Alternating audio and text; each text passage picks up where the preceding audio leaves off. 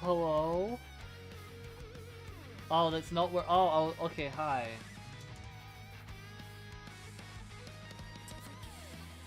Hi, chat. Hello. Hello, hello.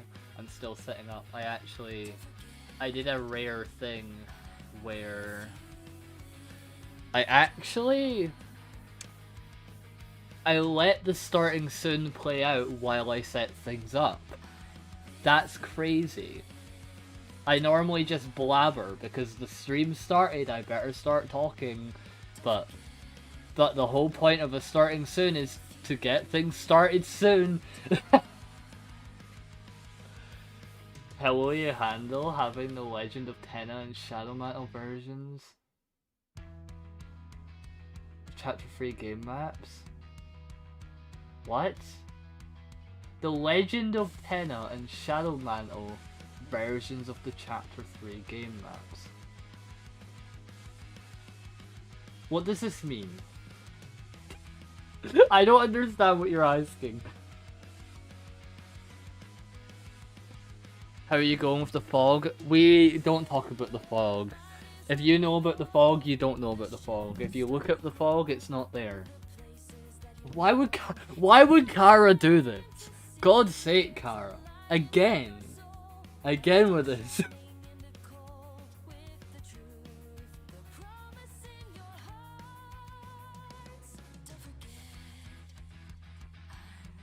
Okay, let's see. Do I have everything ready? I mean, I don't really need much. Oh, music. I need, that. That would be cool. When you play the 8-bit game in Chapter 3 of Tenna versus when you play the original game to get the Shadow Mantle.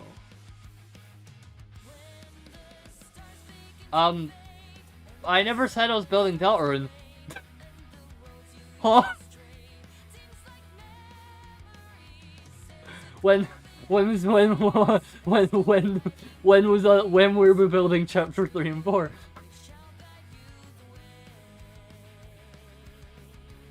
Oh god, I watched 2 comedy skits and already my entire YouTube is now political. No! Where's my Undertale yellow?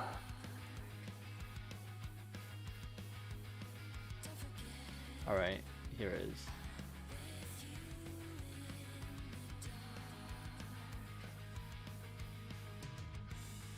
What are you guys talking about? I have no clue. Genuinely.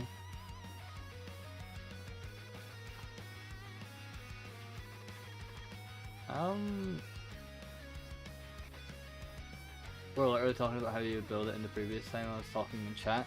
It was a hypothetical.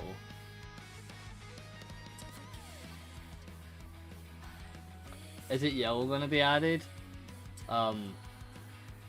That's still a very loose question. I think at the very least there will be references to yellow or part locations. I don't know how committed we are to doing the entirety of yellow because some bits of yellow is bigger than the Undertale build. So it really depends how we approach it. I just know the Undertale Yellow OST is not copyrighted, and I've not listened to it in a hot minute.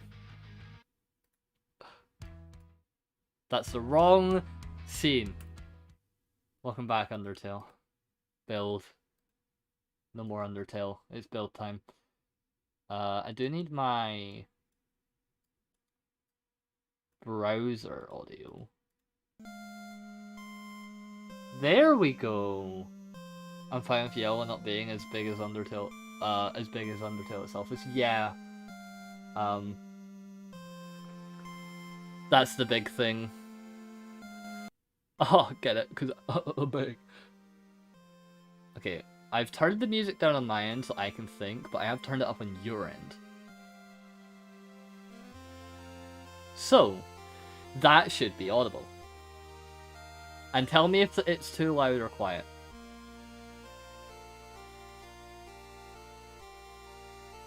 Like more standard environments, of course yellow is less interconnected than Undertale is.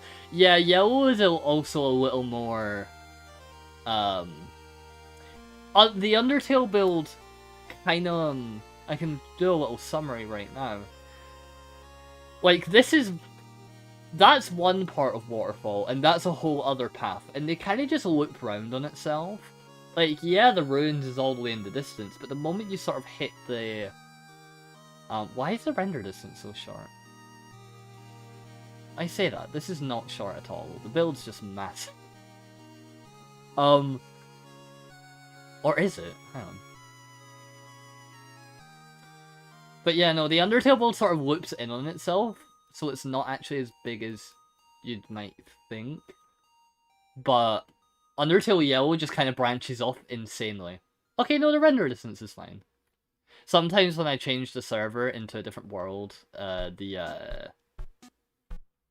render distance resets and I have to reload the server and update the render distance from 10 to 28. My PC nearly exploded during using the map. So damn. Oh, I'm still in my last life skin. Hang on a minute. Where's my Undertales? Ah. Welcome back, Undertale. Yeah, no, sodium and sodium extras adds so much performance. It's so handy. What was that Doge on the build? I know. I mean, I've been hopping on the build quite a lot recently, just doing little odd bits here and there. But I've not actually had time to commit to, like, a build session, because... I don't know if anyone else is like this, but if you want to have to focus on doing something for more than 20 minutes, you want time to, like, get in the zone. And I've not really been able to do that. Like, Undertale Yellow doesn't have as big interconnected environments as Undertale is. A lot of the sides of the Undertale build is the massive caverns like New Home, Waterfall Connection. But most of the Undertale areas aren't as huge environment-wise, except maybe the dunes. I'm gonna contradict you right here. The dunes in Undertale Yellow is bigger than half of the entirety of the Undertale build map. If we're talking realistic scaling, like we did with the Undertale build, the dunes is bigger than... at least, it is about the size of half of Undertale. Period. Just the dunes. Like, area-wise, you'd think it's smaller, but if you pay attention to the backgrounds and where they connect up, that's what's the real killer. Hell, the entirety of the dunes technically connects to a lot of... It's meant to connect to New Home and stuff in some ways as well. It's a whole thing. And obviously we'd have to approach it slightly differently. And also the dunes in of itself. It's just massive and less coherent. So I'm not entirely sure how we're going to approach that. The one question I had for a while, but would you rework the main part of Waterfall from which I added bluestone, more blue blocks in general? That's not a dumb question. That's actually a brilliant question. Because, I mean, this part of Waterfall, I doubt will get much reworks, unless, hypothetically, we got a bunch of black blocks and a bunch of blue blocks that perfectly suited the environment. But even then, I wouldn't change this map, I would just approach other biomes similar to this differently, you know? I wouldn't change. I think this part is very concrete. This is at this point is very much its own standalone biome, so I probably wouldn't change this too much either. However, when we approach other rooms like whoa, I forgot I placed a wall there. So like the very start of Waterfall hasn't been built, right?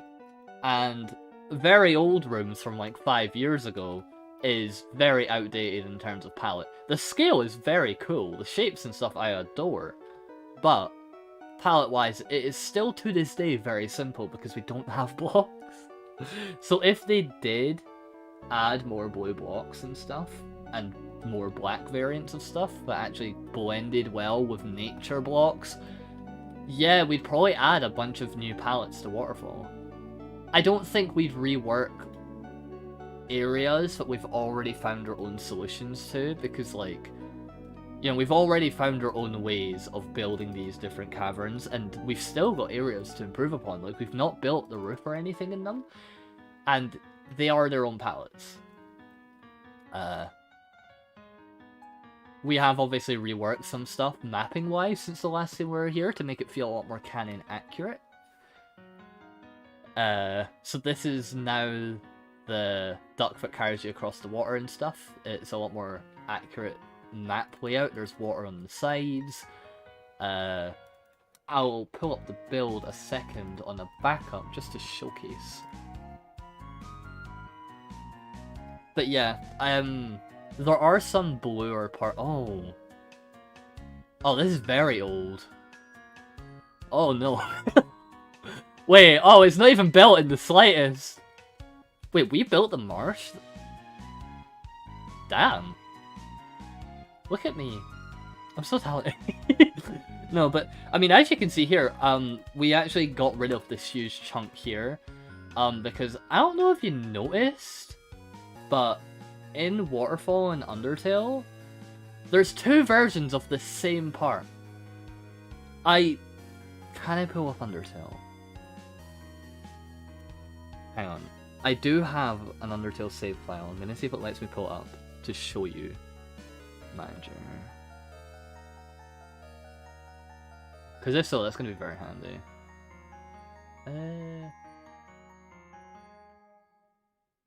Mode manager.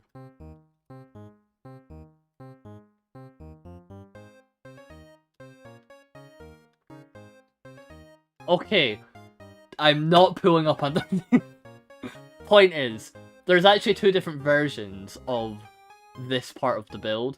There's the part where if you're on this room, I have every save file if you don't have it. Shinix, my beautiful wife that I love. Have you got the save file when you... the science telescope, just before you enter the Mars palette? Do you have those? Smile? Perhaps? I'm talking about the wonders of this entire environment changing the moment you switch rooms, even though it's technically the same point. Yeah, one sec. Oh, you're so amazing.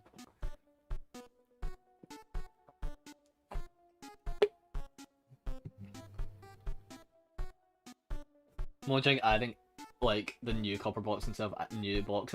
I love the copper blocks. Don't get me wrong. They are amazing to work with. Oh god, can I say I'm so sick to death of it. It is like, we've already got cyan. This is cyan. This is cyan. Look at this.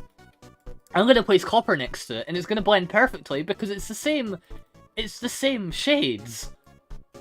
Like, we already have this Mojang. Why is this the only blue you care about? It's more green than blue.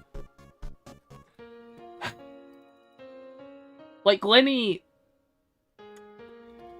This is the purples and blues we actually have. I know those look blue, but compare it to these. That is real blues and purples. That is blue-green. And I love the blue-green, I really do. I mean, obviously, we've used it everywhere. It's also our only option. So, it's really dumb. It's really... It does suck, because Waterfall is a very uniquely purple colour. And there genuinely is no block in the game like it. So we had to just sort of lean into the Minecraft aspect. And approach it like the environment is meant to be, as opposed to the colour scheme, you know? Obviously, this palette we did decide to go for the colour scheme the best we could. And I do say it makes for a very unique environment. But, you know, the swamps, while I love the swamps, it is a little bittersweet that we couldn't make a purple environment. We could only make it the swampy biome it's meant to be, not the colours. Light blue turquoise ain't blue, it's purple. Yeah, purple's blues, you know what I mean. And all of them also don't have slabs or stairs, so there's no variation in texture or size. It's incredible! Yeah, the marsh is the one part of Waterfall that's actually cyan. so you can actually build it. Yep. The entirety of Waterfall is the definition of working around the limitations of the software. Yep. Every single part of Waterfall is just fucked up. I mean, the entire concept of Waterfall is flawed, because allegedly it's meant to fall into nothing. So we also have to make no ground in some cavern. Like, it's crazy. It is very cool. Because we do get to do some cool gradients and stuff, and we can have like the blocks dissolving into the void and things. There are cool things we can do with it, but and then Mojang releases the 1.18 update where the Y height changes, so this is no longer the bottom of the world, and now we have to go 100 blocks deeper.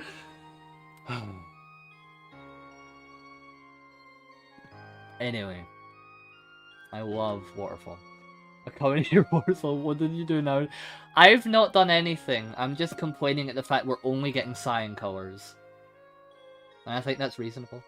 Also, hi Dave, it's been a hot minute. Let me pull up the map, and then let's get to building. I mean, it's kind of just how water works.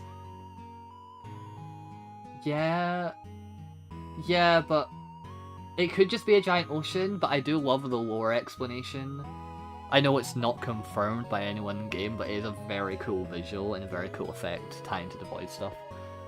I don't like that the start of Undertale.ini is papyrus inside. Hang on, let me download these files.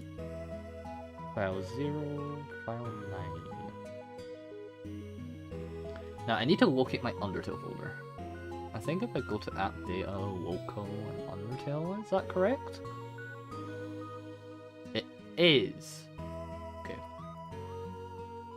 Now if I pull up Undertale. I'm having issues with Toro's Front Garden, my remake. Last thing to do is we talked about 2 months ago. Fun times trying to design a new one. Been a week, I haven't come up with anything. Me and you are in the same boat, buddy. Toro's Garden is a very weird concept. Huh?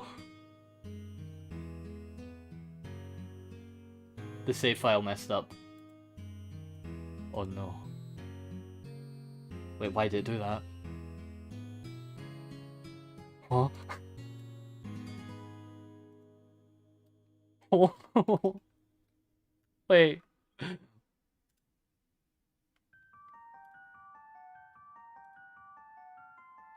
Why? What is happening?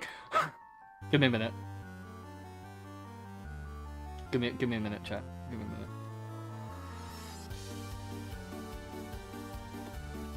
Okay, and then I'm gonna open Undertale again. And then I'm gonna add a browser, a game capture.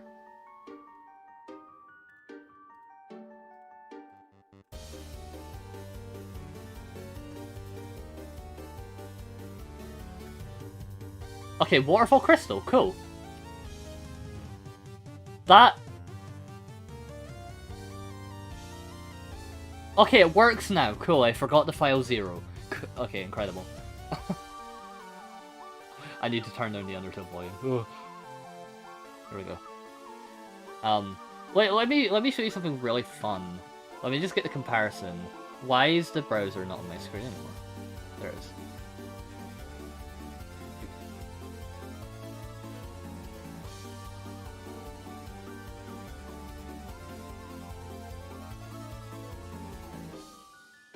Okay.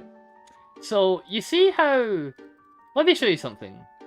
So when you enter this room, right? Let's just do that in-game, shall we? The entrance to this room is right here. This is technically that bridge, but there's no bridge there. Watch this. Watch what happens to the train. Look to the right. I don't know if my cursor appears. It does. Look here on screen. So I have a laser pointer. Look here. Right? Huh? Where'd the water go? Why is it a landmass now? So there's 2 ways we could go about it. One, We have the landmass like when you enter the game, and we have them as two separate caverns, which also solves the palette issue, because I don't know if you notice, the color palette here and the color palette here, very, very different. So to fix that, we're just going to have them as two separate caverns, but the issue with that is, in-game, it is technically connected, so what you ended up having was... And I'm going to pull up the right version of a backup, and you're going to go, wow, that's so cool and epic, you're so handsome. And I'm going to thank you, chat.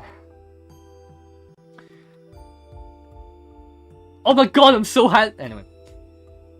What ended up happening was, yeah, while it does separate the palettes pretty well, it doesn't feel like the same part of the game anymore, does it? Like, this bit's entirely open, you see water to the sides and everything, but... You know, while we've made that part of the game more accurate, this entire cavern is just wrong. And because we were making this the river person, we also, because of the shape of the caves and how they were lined up with the other one, it also meant when you got to the rubber duck,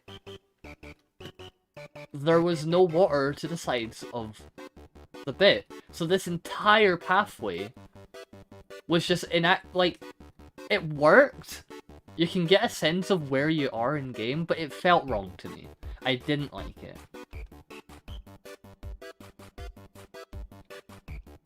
So, you know, naturally, I was like, hey guys, what if hypothetically,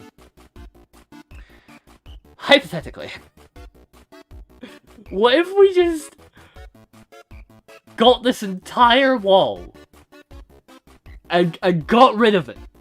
Huh?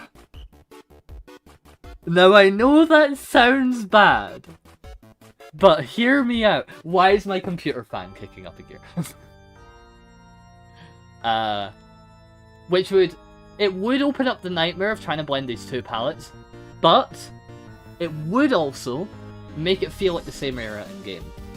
So, what we ended up getting was,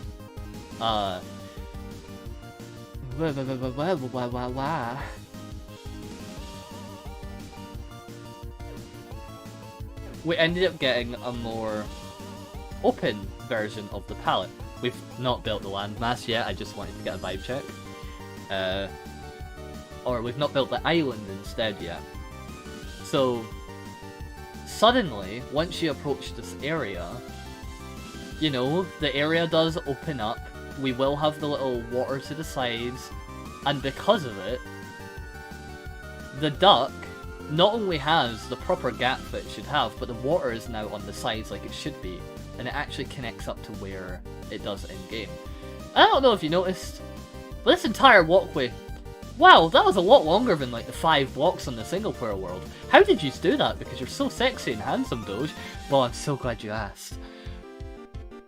Now, hypothetically, what if on top of getting rid of the entire wall and making a new mini palette, we took the entirety of Undertale in Minecraft and moved it over by 100 blocks? Eh? Eh? And thus we broke the Undertale build, and that's how we had to load up the world downloads that we released publicly, because I corrupted the original Undertale build file, which also meant our lab roof that I built on stream was no longer there. It was on an old corrupted version of the build. So, I actually had Ashton, I loaded up the corrupted version in single player, sent it to Ashton, and she pasted the lab that we built within the time span of the corruption that we got rid of, and pasted it back into the build. So suddenly, we have a lab roof again! Well done, guys, good job us, yippee! It only took, I don't know, 4 months, 8 months, ugh. Now, was it elaborate? Was it extensive? Was it annoying? Was it stupid? Did it break the build multiple times? Did I cry? Yes, yes, yes, yes, and yes. However, it does mean this part of the build is suddenly very pretty as opposed to the ugly looking cave it was before.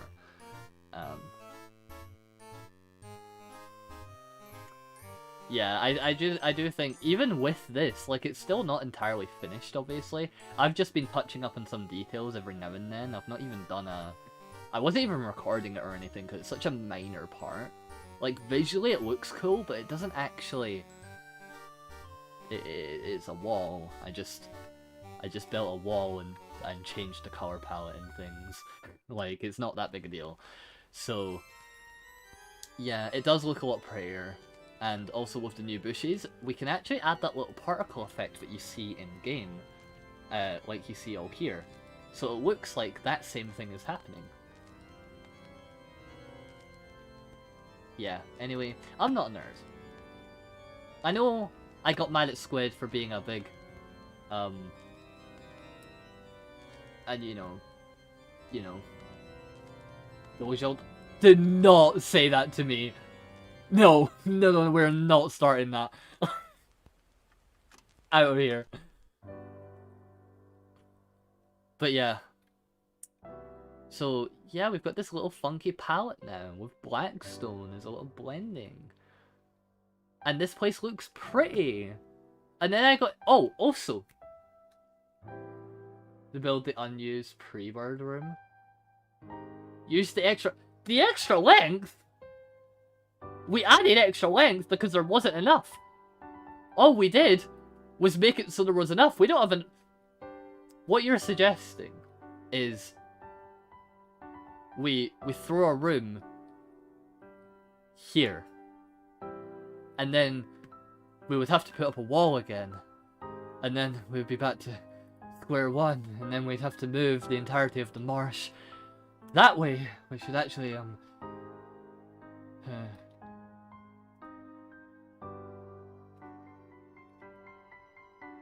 yeah, we're not doing that, chat. So, I actually, I know I mentioned it a while back,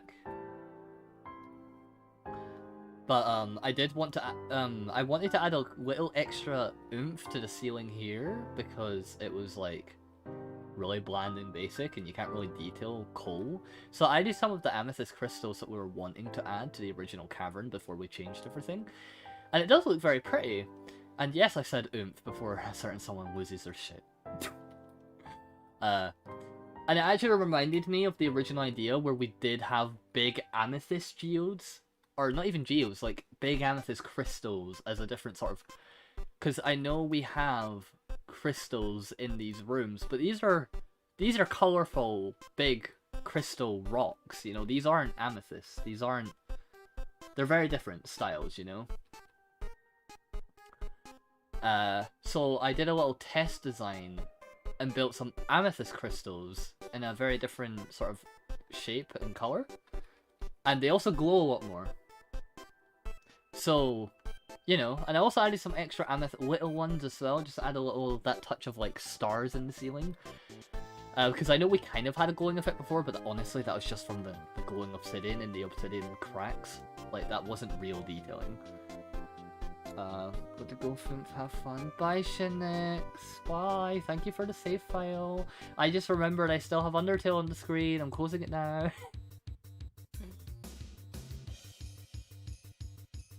But yeah, we've got some proper amethyst crystals in the ceiling now. And I won't lie, I do think it's very, very cool. The area of the waterfall this is actually explored. What does that mean?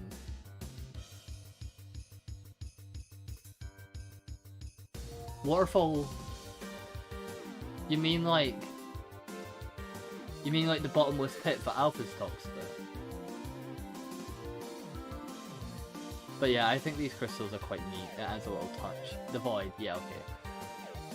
Not gonna get into the whole isekai into Undertale by Asgore. That's a bit wild, a bit out there. But hey ho, whatever floats your boat.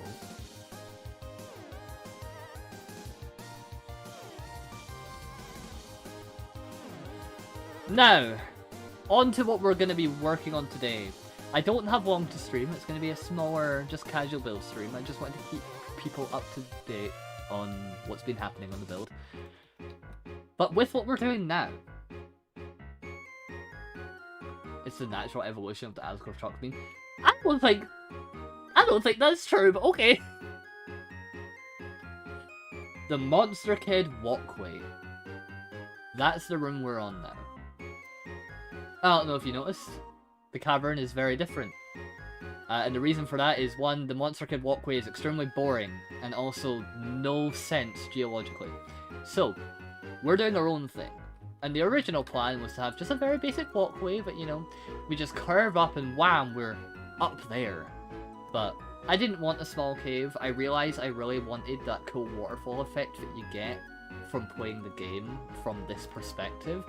And in order to do that, the cave needs to be bigger. So, I actually came up with a very funky design, cavern-wise, and I think the best way to describe it is, imagine this is the walkway that you enter the cave on. And this is the cave walls that you see.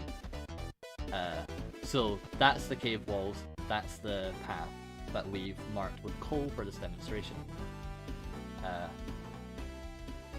Instead of going on the outskirts of the cave to get up, I thought it'd be really interesting if the huge mass of stone in the middle of the cave is us. We actually walk around the center of the cave as opposed to the edges. Because then, you have this really cool little lookout point over the water here. And it also gives us a very good opportunity to go up the cavern and then just connect up to the ceiling once it gets close to the roof. And boom, that actually leads us perfectly into there.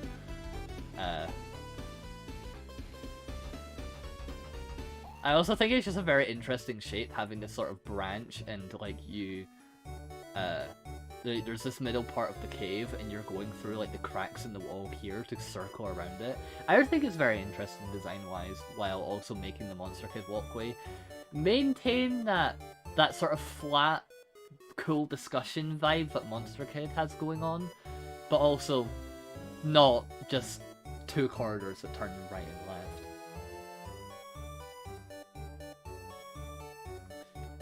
How are you gonna do the part where there's a big lake? What do you mean? Which big lake? That's kind of vague when we're in Waterfall.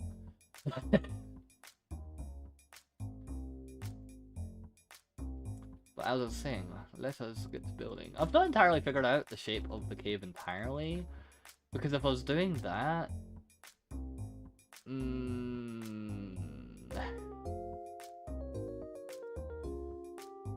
I have noticed some flaws in my design.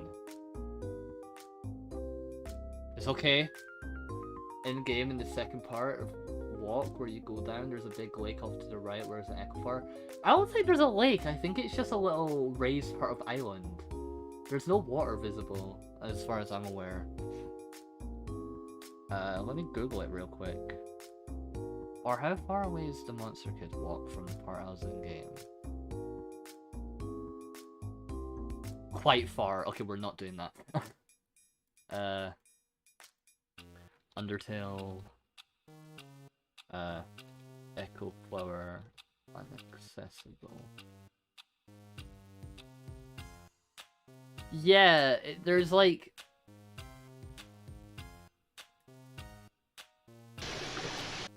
There isn't actually... There is water. Okay, if I analyze this map correctly, that is open. That is... You're right, that is not a cave wall. That is open, because to the left there's a different texture. Let me pull up for stream for them to see. For context of what you're looking at. It does work out perfectly, I'll just explain it in a second. But, yeah. Save as... I love file naming, I'm so good at it. Image, okay, browse. Why is it not in Windows? It'll be in desktop, won't it? Yep. As you'll see, there's actually that right there. If you can see my mouse cursor, that is where the wall is, and that clearly is water because the connecting point is not a thick part. So yeah, no, that actually works out fine because all we have to do is have one of these points like there, because this is going to be filled with water, by the way. I never mentioned that. These are going to be little land masses. All we have to do is just add an echo flower on one of them. Like it's quite a simple solution, and if not on that part, on this side, because I am going to have like a higher part where the water is up on this level, and there's like a small... This cave's not going to be as big, it's just going to be another little lookout point here, so we can just have a little flower bit there. So it works out fine. So while it is a slightly different shape, it does follow the same mapping layout.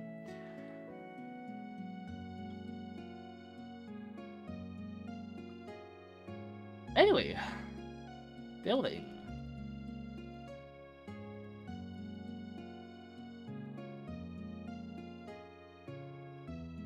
Because I really... You have no idea how desperate I am to get a build video out. Unfortunately, the woes of having a build video is that you need a build to make a build video on. And that can take so much time. It's very upsetting, I know.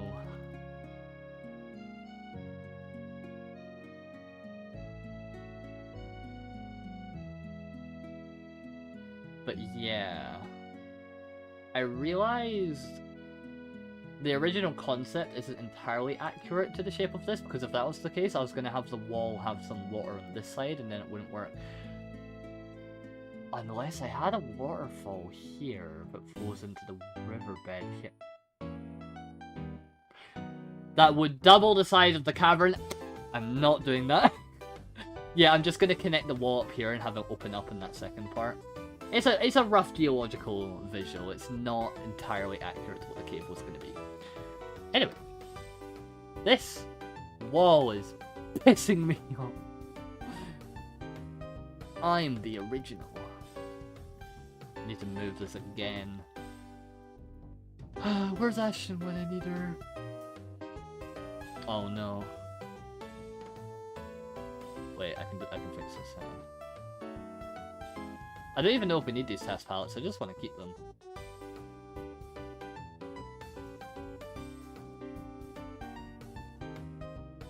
Cut. Whee! And now I'm going to paste it in the most natural position possible. Floating in the middle of the house. Do I still have the image on screen? I don't, I did remember.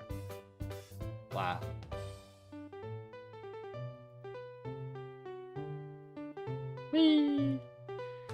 Because here's the thing, I have the palette, I have the vision of this part of the build, and I've made a decent enough progress. Like, all I need to do is have it built, and then I can make a video on it, because, yeah, I mean, there's plenty to talk about for it, and it is a very cool build, in my mind.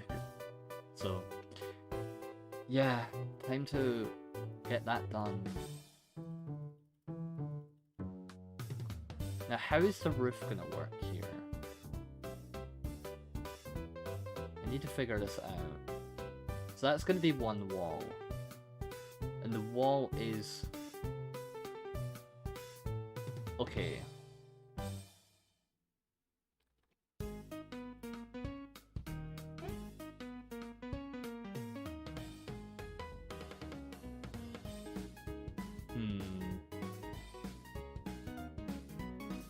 Figure this out. This is a little bit complicated.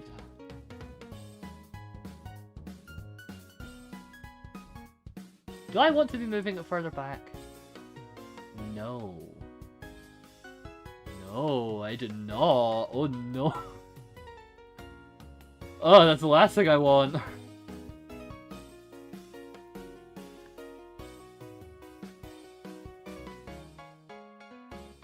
Let's bring it in more. We're gonna have an overhang. That's what I was looking for.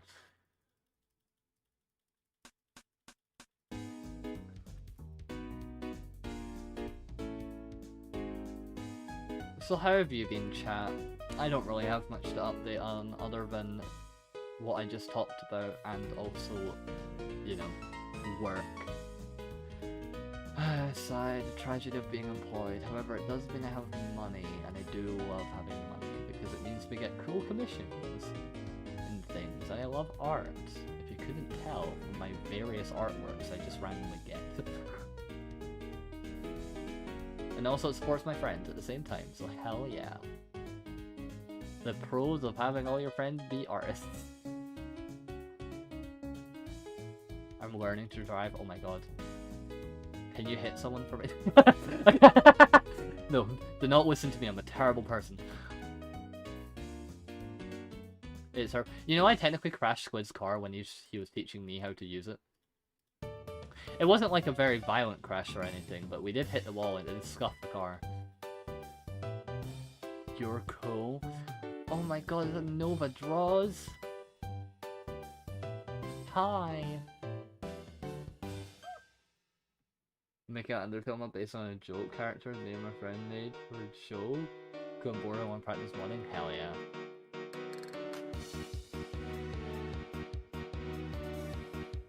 I love that I have two genres of friends in the Undertale circle. They're either the artists or they're the game developers.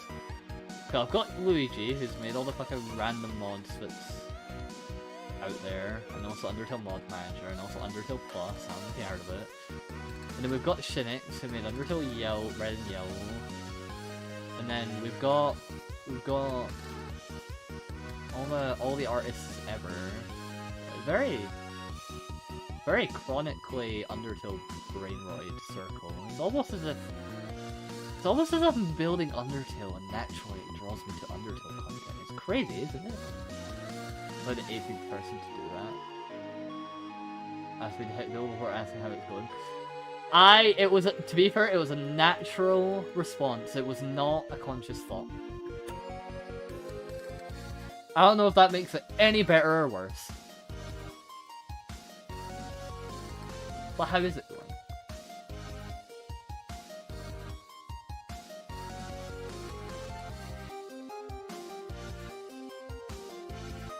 Dude, I heard the man on the internet version of the Guardian, and it's such a banger.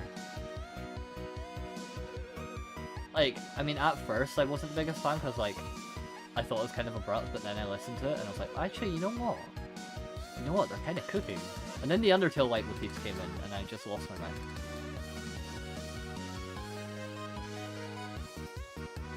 I already said it was terrifying. I did read it. I was just wondering if we were gonna get more specifics. Like, other than that, is it going fine? You can find it terrifying and it still be going well. I mean, that's me. I find the Undertale build terrifying, but whatever. Fine, I won't be curious. I don't care how it's going. I hope you're doing terribly. I'm sorry.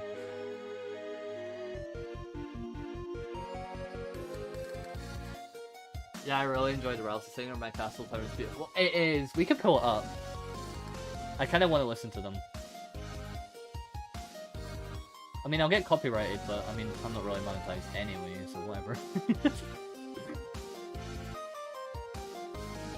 Oh no, I can't monetize my stream! What will I do with my theoretical 10p that I can't make? If that!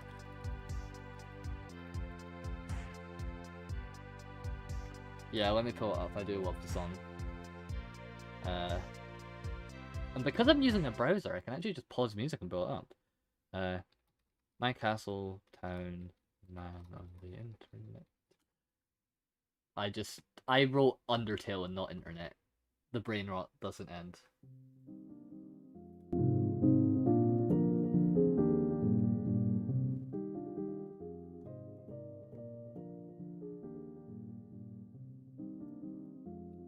You should be getting money considering how many ads show up on YouTube. Yeah, but they hate me. From the dark The vocals on this person are incredible. In a place they'll call a home, here in my castle town. I hope you will join me there. We can play around the square, soaking in the dark world air. Wash away that frown. All the people by our side that we made our friends gather in the kingdom here. I am realizing I'm building this old Deep Slate, telling all the stories and I'm gonna replace it all later. Of peace and happiness. But at least I have the shape. As the heroes of the light told in all the tales, we will stop the night, together we'll prevail. Staying side by side, we'll always stick around, here in my castle town.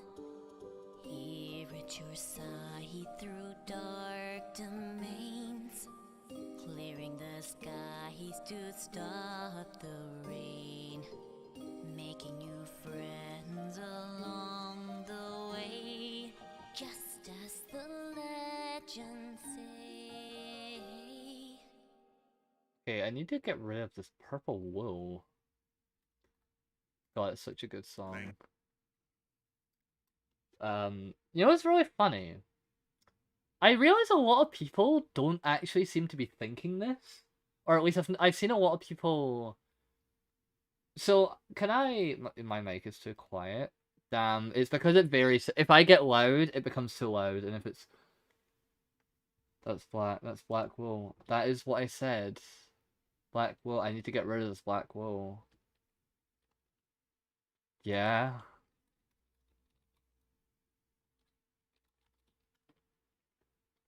Is it purple? Did I? I meant black. Whatever. No, something that's really... I need to get music. I just got immediately got distracted.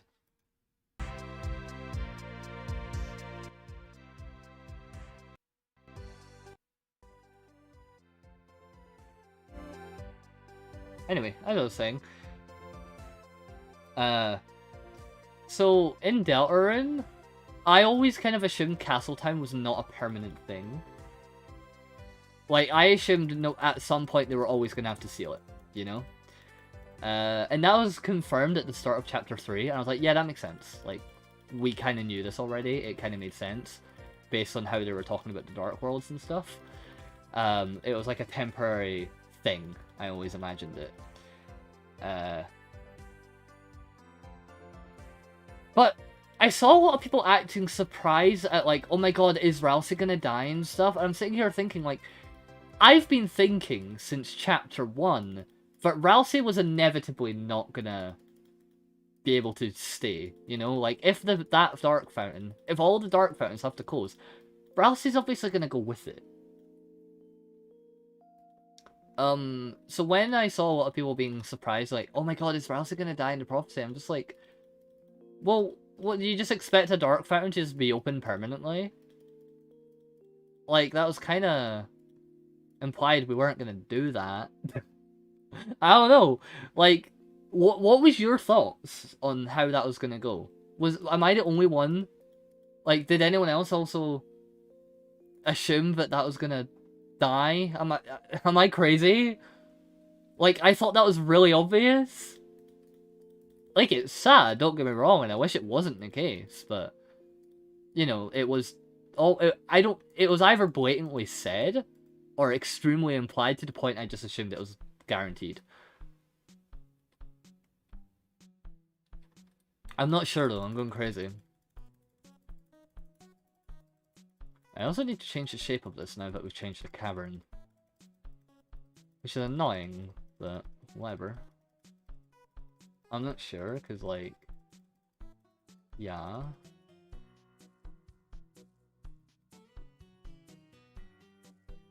and save everyone. But I don't know, guys. I don't know. Toby also said there's only one ending. I started thinking it, but also Rousey says it's only the new fountains upsetting the balance of light and dark. Does Rousey say that? I just assumed... I just assumed it was fountains being opened at all, and because new ones were being opened, it would upset the balance.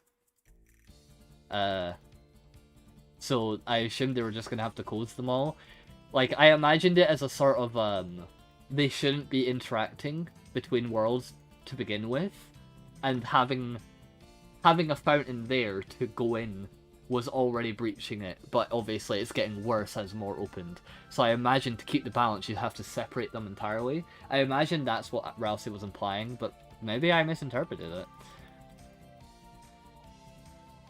Because, yeah, obviously the new ones being opened is gonna upset the balance, but I just assumed Dark Worlds being a thing, open, like fountains, was inherently upsetting the balance. Like in Undertale. Yes, and guess who also is a doomed character in Undertale who doesn't deserve it? Azrael! So I don't know, Toby, if we had a nickel for every time Toby took a goat and doomed them by the narrative forever despite any happy ending for the main cast, I don't want to start going upwards in that count.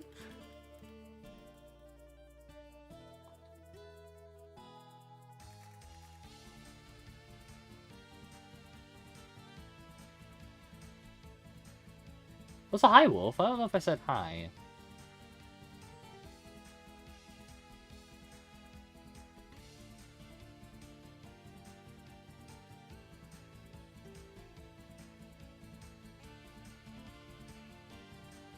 Okay, and I mean, obviously the palettes haven't blended because I've changed up how we're doing it, but like, you kind of just bear with me, chat. Bear with me.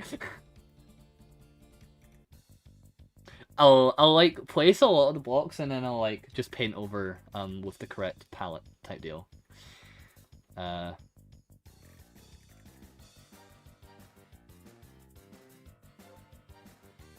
New dark fountains are just unstable, while old ones like the Dark World, which probably been around for years, are more stable, have less of a chance to form a Titan.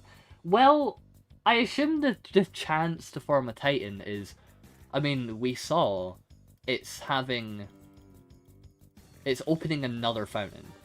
And I'd imagine if you open too many fountains in the Light World, it is the equivalent of opening another one in the Dark World, you know? So, yeah, it would be less likely. But I just assumed it wasn't really possible if it was just one.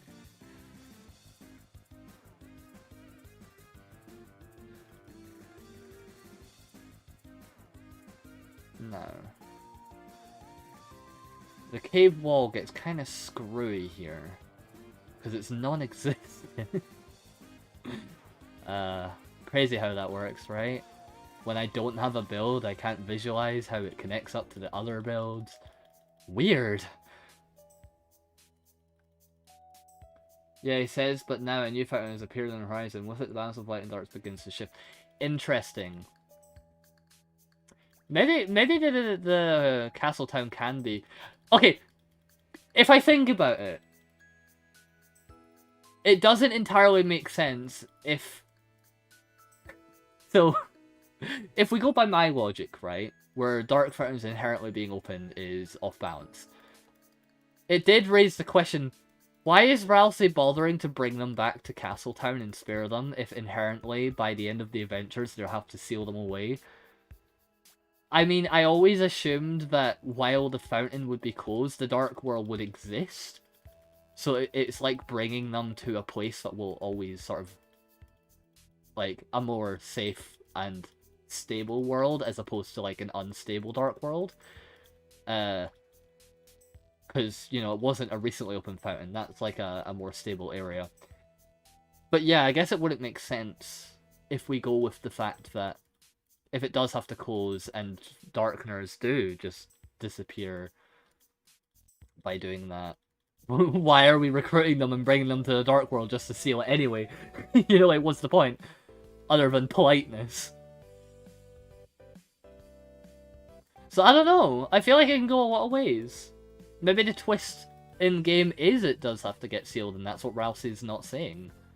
I mean, Ralsei kind of confirmed there are things that he is keeping from Susie, despite some of the truth coming out. Maybe the final prophecy is that Ralsei inevitably does turn to stone or something.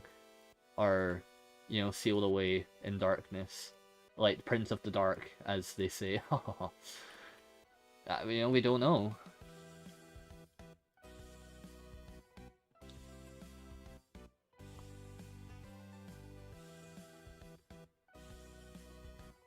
I guess my other thought would be maybe the shelter was always a dark fountain.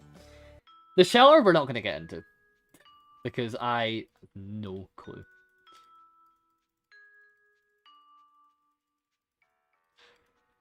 Like, we don't know how long it's been a fountain.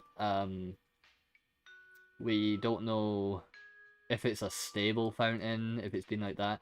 Alphys implied that it's dangerous to go in. Implying it's been dangerous for a hot minute, and maybe it being a dark world is why it's dangerous. Or maybe what was in it was already dangerous, and it becoming a dark world just makes it that more dangerous because you've manifested everything that's dangerous into a real world. So I don't know, it could be interpreted in a lot of ways.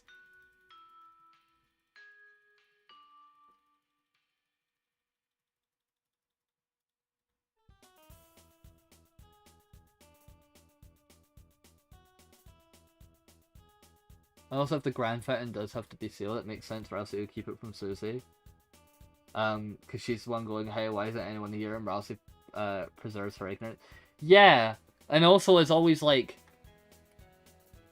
Susie always goes on, and we can always just come back and see you, Ralsei, and stuff, and he's like, ha ha ha ha ha, ha, oh no, Susie doesn't know I'm doomed by the narrative. You know, he's giving that type beat. So, like, that's kind of why I always assumed.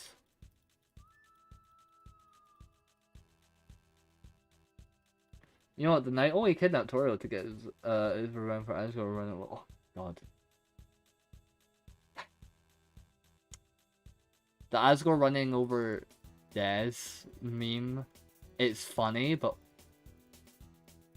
Okay, I'm not as sick of it as I am of Friend Inside Me. Friend Inside Me, I genuinely don't find funny. I think it has a bad case of the Undertale Deltarune fandom pick one joke and run with it forever. I don't know what it is, I just find it, you know when there's like a meme that you just don't enjoy, like you just find it annoying. Like, I don't know, I'm kind of just sick to death of seeing like, oh my god, chapter 5 concept, and it's like a sheriff character who speaks in a Woody sound font type deal, and it's like in a desert, and I'm like, I'm sick of this. It's so...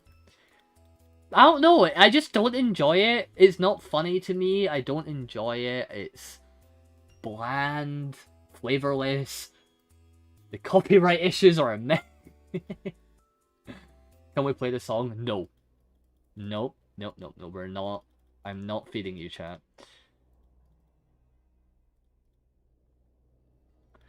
Driving in my truck right after a beer. Hey, that bump is shaped like a deer. DUI, I think chat should die. I'll go 100 blocks a mile.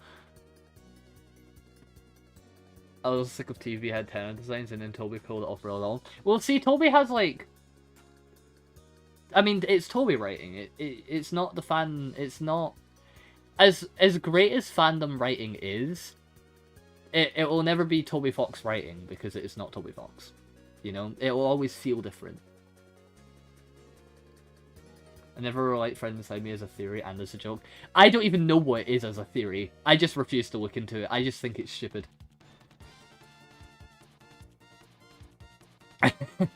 Call me a hater or whatnot, but I just don't enjoy it. When I am allowed to not enjoy things. And I think it is silly and a little bit stupid. Like, And the worst thing is, I saw some people being like, "Oh my god, do you think Toby knows about the friend inside me jokes?" I'm like, guys, Toby made it. Toby was the one who did it. That original bit came from Toby. You think he doesn't know his own meme? Really?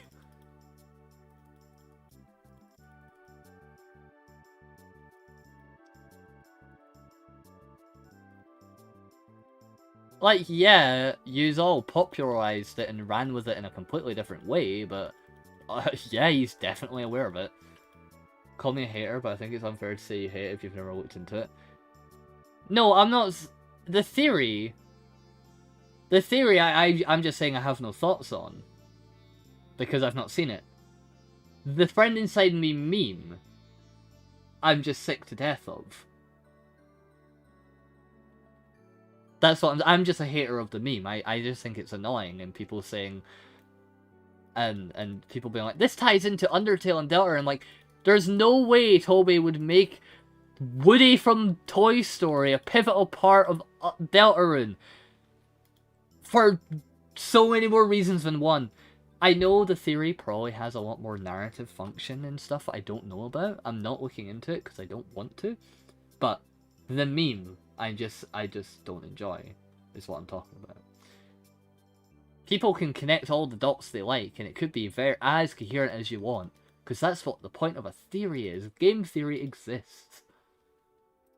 But, you know, I'm not falling into that. I don't think it's true. I don't think it makes sense. I think you can make something that makes sense. Similar to how we make things make sense for the Undertale build. Sure, that's fine. But, you know, at the end of the day, I'm just basing it off Deltarune. I'm basing my theories and thoughts on the actual game, not some shitpost Toby made years before it. And I think that's reasonable. And might call me crazy, but me speculating on how the game's gonna go based on the game? You'd be surprised at how many people don't actually do this.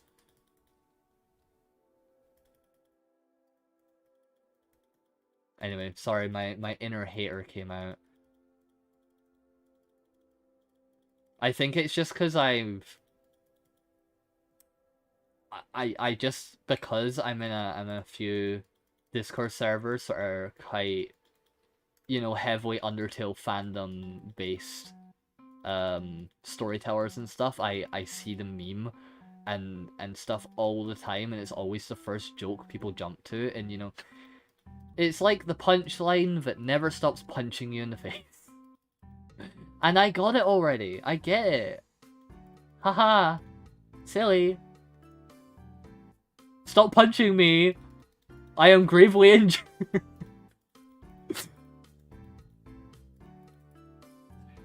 You should honestly build with the FNAF management wanted mod. I would love to see what you come up with it. I have on Striker streams. You mean for the Undertale build or just FNAF? I don't know. I'll say what I've said on Striker streams before. Building with mods, to me,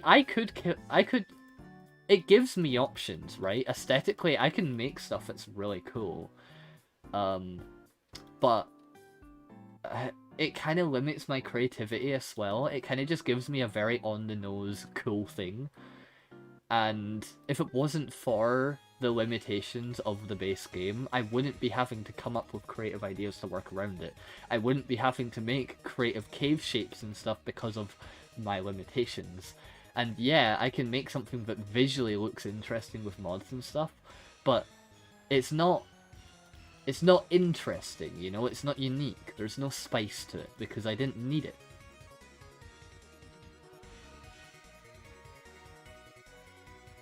If that makes sense. I really hope we never get footage of Asgore drinking, because on one hand, the drunk drive meme will become a full force pass. It'll be an art just hit Asgore.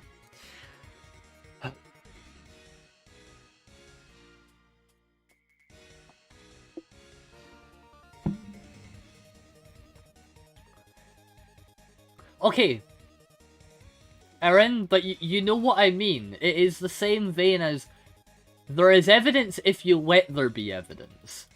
If you connect dots, you can make a coherent story. But it doesn't mean it is the story being told. It doesn't mean it is the coherent thing being presented to you. You can make a completely different conclusion based on the same facts, if you get what I mean.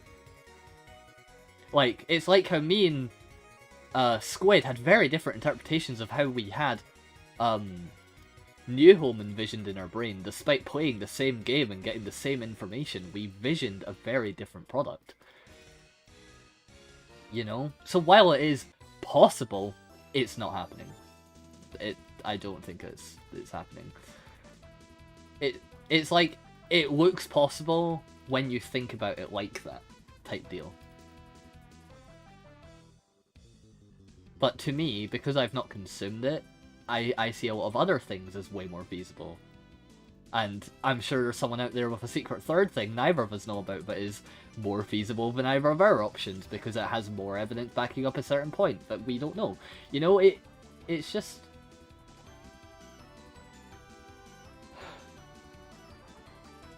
Not really a hot take, but it's my opinion. I know it's a common take. I do think it is a bit of a hot take for me. Toriel is a great person, I think. And she is, at her core, a good mother, I believe, right? So, let me do a little... Let me frame this on Toriel's behalf a little, because I've seen all the hate Toriel's getting. And a lot of it is wildly inaccurate to what's actually happening, too. And it's kind of crazy. But no one hates on Asgore nearly as much, because haha, funny Goatman had his wife divorce him and that's sad. Even though Asgore's the one harassing her all the time. And she's being polite about it. She's not, like, telling him to fuck off or anything. She's being like, I better get going now. Sorry, Asgore. Like, Toriel is being beyond reasonable for getting harassed by someone who she doesn't want to see. Toriel is not in the wrong here. You can have a divorce. And they can be normal about it, but Asgore is obsessed. Toriel is just wanting to move on. Toriel is the most normal in this situation. I'm not saying Asgore is a terrible guy, but he is harassing Toriel, and that's messed up. How chat, how are y'all? Sorry, it grinds my gear seeing all the Toriel is a bad parent because she was seen drinking wine. Like, huh? Why? Chris caught his mom drunk out over my dad's over random sorry. No. That is not. This is not what's happened. For starters, Toriel, okay, I will say, was it irresponsible for Toriel to get drunk while Chris was out and about without knowing? Or being entirely aware. I am sure Toriel has some tabs on Chris because of how close-knit the town is. And how informed the town people are of where Chris is. So obviously there's some idea. But... yeah, I think she was a bit irresponsible. But I don't think it's fair to call her a bad mother when... Let me look at this, right?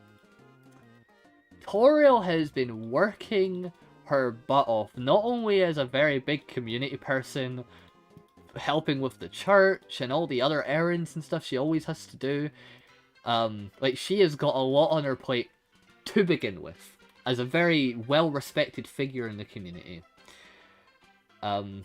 Sort of like a queen, if you will. And her firstborn is away to college for the first time, or uni, or whatever it is. So that's obviously a whole other stress. But obviously happy for him and stuff. Great support. And has also been doing her absolute best to learn as much about Chris and humans as possible to raise Chris the best they can. Toriel is aware of Chris's little quirks and mannerisms. Toriel is aware. Toriel was reading up on humans many, many times, trying to learn as much as she can.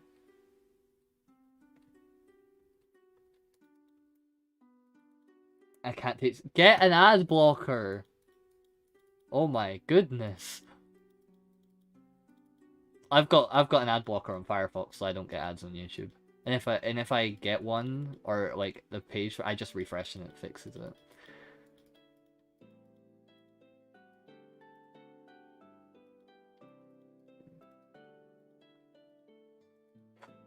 But yeah, do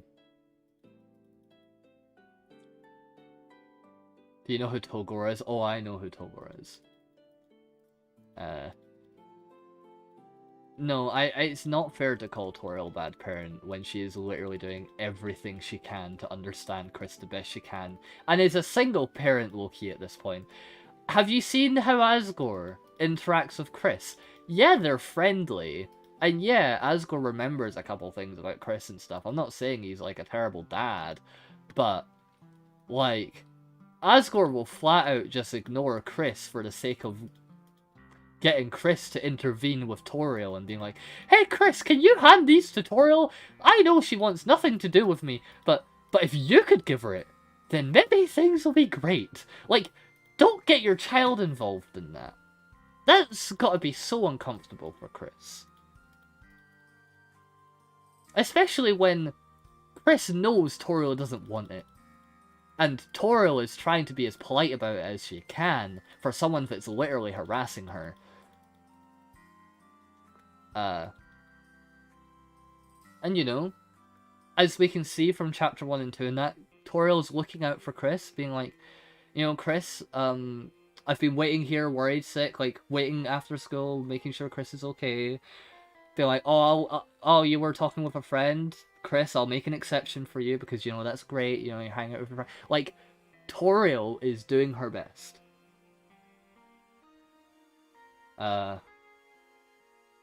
And calling her a bad parent because she decided, despite all the stress, she is gonna have a drink with a friend at her own house. She wasn't out partying or anything, she was just at home. Like, what more? Yeah, it was a little irresponsible, but she wasn't a bad person. Where the mysterious event is just going to magically fix his already ending matters. Literally, Asgore is so obsessed. And I'm sick of people calling Toriel a bad parent because she decided to have a little fun. Obviously, yes, there was repercussions. Unfortunately, it was irresponsible, especially with Chris going through stuff that she doesn't even know about. But, you know, it's not because of a lack of effort from Toriel's end. Toriel is putting in as much as she can. She is putting in 110% of her efforts.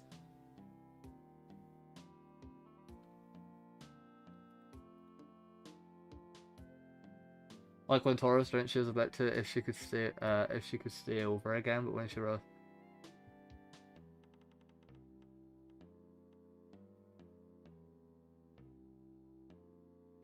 no. What happened in the scene was, on the way home from deciding, oh, the weather's bad, and stuff, I'm gonna cancel choir practice. They ran into Sans and they decided to go to the house where there's proper shelter and stuff.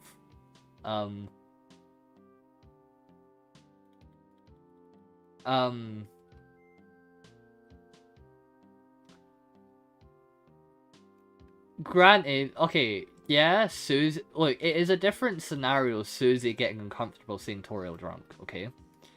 Whatever that was, Toriel's not gonna know that.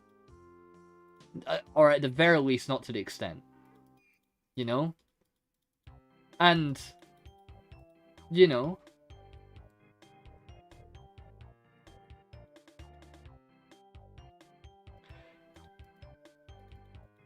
like, Toriel isn't Susie's mother. Toriel cares a lot about Susie, and I mean, I'm going to be so for real, based on Toriel, she'll probably do anything to help Susie within her power. Especially based on how she is in Undertale, like.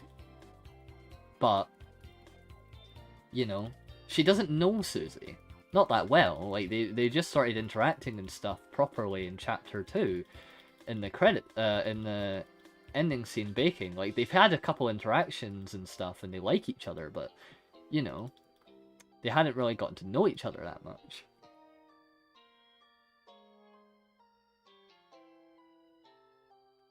I wasn't trying to bash Toriel. I know. I'm just saying. I'm just commenting on the fact because you mentioned earlier, but you think Toriel is a bad mother in your opinion, and I'm just bouncing off it because I've seen a lot of that going around. I don't think it's true. I don't think it's true at all. There's only so much you can ask of a single parent, who is doing as best as she can.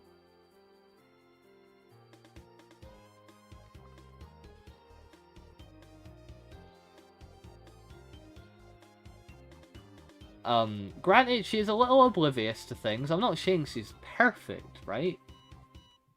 Right, I don't want to get out here and be like, oh, Toriel did no wrong. I'm not saying that. I think the situation is great. What I don't like, however, is people saying, oh, she's a bad mother because she got drunk. And, you know, that's not true. And it doesn't reflect on her as a parent at all, as we know based on every other time we've seen Toriel and her in Undertale and all the dialogue from other NPCs. Toriel is, you know, she's trying her best. Obviously there are things to improve on. She is a person at the end of the day. She has flaws. And she's not aware of everything she's doing wrong because, especially since she has to keep tabs of so many things in the town and everything. But, you know, it's hard to look on your, like, she's had a divorce. Her first son is gone. She's like worried about Chris and stuff, but not even sure how to approach it because, you know, Chris is a human. Toriel doesn't entirely know what's normal for humans and stuff compared to monsters. They're like different beings at the end of the day. And you know, the whole marriage falling apart and the whole holiday family drama going on that she has to mildly deal with and stuff, and Carol, and she has so much to deal with. I think people should cut her a little slack for not spending all her time self-reflecting when I don't even think she has the time. She's also a teacher! I didn't even mention that, she's also a teacher.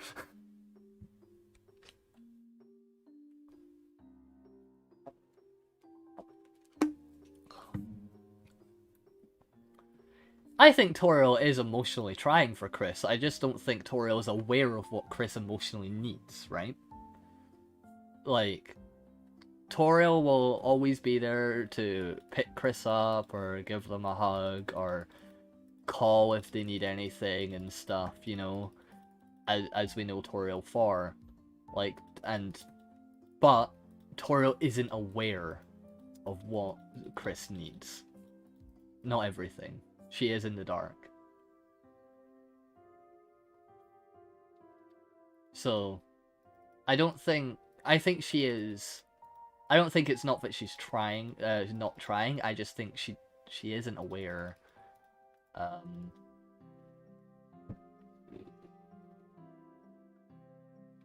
I don't know. I feel like, to be honest, genuine question: what do you do in that situation when you're trying everything you can think of, but there's clearly something up? Like, you can't just be like, alright Chris, sit down, we're gonna have an intervention. Everything, here's a list of everything. What is up with you, Chris? Like, Toriel's not going to do that. Tolgor would be of our help. But no. I've spent enough time talking and defending Toriel for doing all she can. Guys, we're here to talk about the water bill. You've been standing there with the sink running for so long. But yeah. And if we're gonna critique Toriel, why is no one critiquing Asgore? Asgore is significantly worse than Toriel in this book. Toriel has some flaws that she needs to work on, sure, but she is putting herself as a mother way above Asgore is as a father. We already went over Asgore. Well, we briefly touched on it.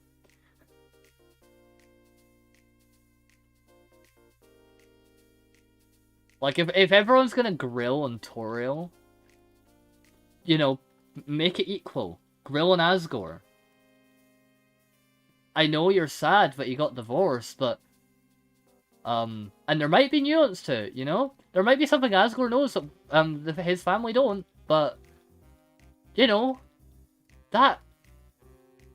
Like, at the end of the day, they're allowed to divorce. And Asgore, with the way he's acting... They shouldn't be together. He is an unhealthy man who is overly obsessed. He has got a lot to work on before he could even think about that.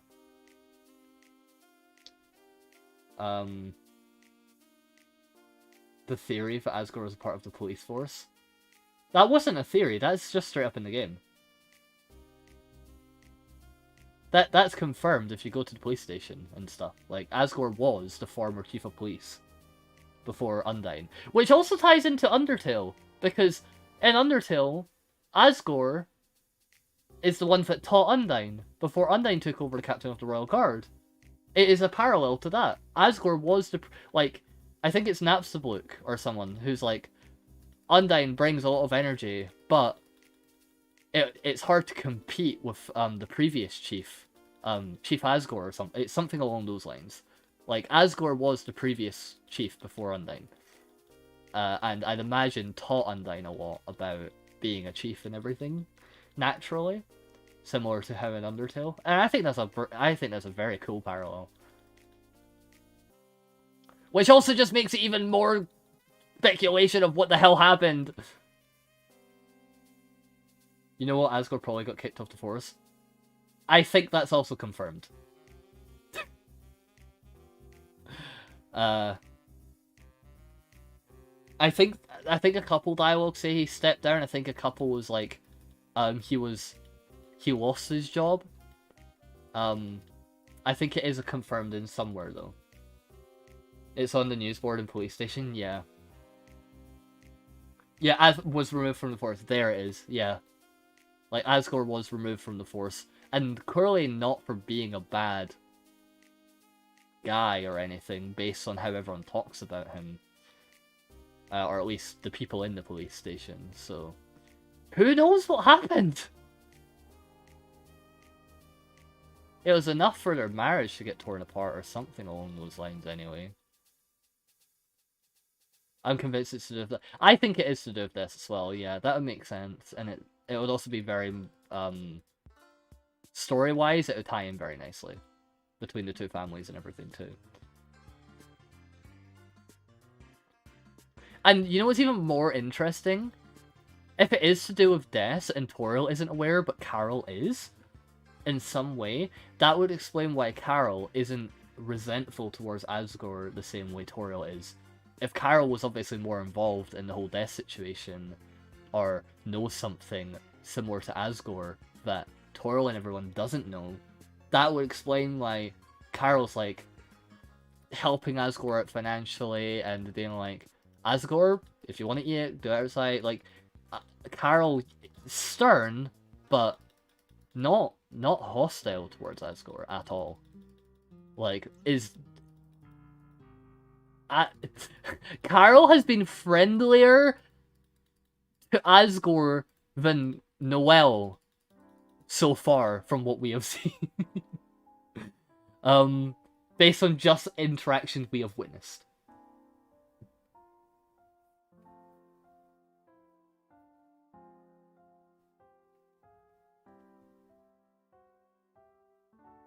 I hope it isn't too. That makes me think of that one meme. The reason that meme is a thing is because of the in-game evidence. Do not let that meme taint your love for the game, okay? The reason that became a big thing is because of the lore, right? That's the reason that meme exists, is because of the existing lore we have and how likely Asgore was to do something. Obviously, it wasn't because everyone memes on it because they're like, oh my god, Asgore was removed from the Force. Clearly, they killed Des. But obviously that's not what happened because otherwise Carol would be losing her shit. No. But the reason that meme is a thing is because how much Asgore has ties to the police and the missing Des case and everything. Like, it is very heavily implied to be connected. So do not let the meme taint the lore.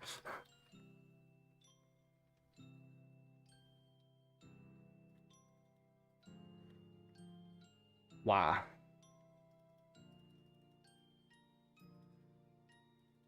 I still want to finish chapter 4 stuff. I think I can get round to it soon actually, because I'm gonna have some time off finally, so I can get the Snowgrave and the secret boss of chapter 4 done. And then I can finally just listen to the Deltarune OST. Yes, that's my biggest woe. Yes, I know it's Gerson. I just want to see the dialogue. I want to hear the music. I've not heard or seen it yet. I just know it. You know, like I've seen so many thumbnails and artwork of it, but I've not actually seen the dialogue. I've not heard the music. I don't even know how to get it. I'm gonna be in a VC with someone helping me out to get the egg and stuff.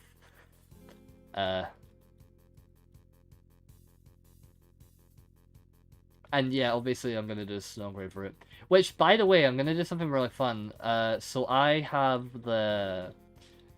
I got the Deltarune random soul mod from Luigi.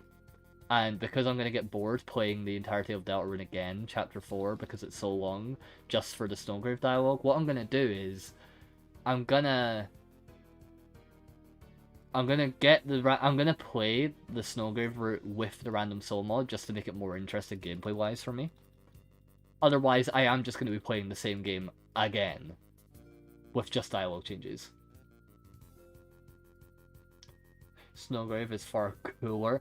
Oh, I get it, cause ice is cool. Sorry. I'm mean. That wasn't meant to be mean. I'm being silly. It is tiring. I mean, I'm tired. I was at work today. That one's a knee slapper, that one, guy. To be honest, I didn't even know if I had the energy to stream today. I just really wanted to talk to you because it's been a hot minute. And I wanted to get some building done because I can, but I am very, very tired.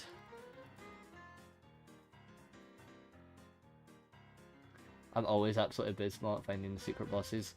Yeah, so am I. It's okay.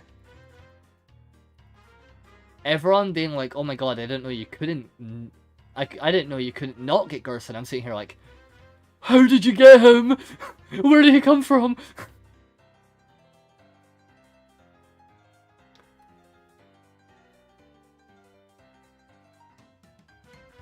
Have you seen the version? I have. I've seen so many versions of it.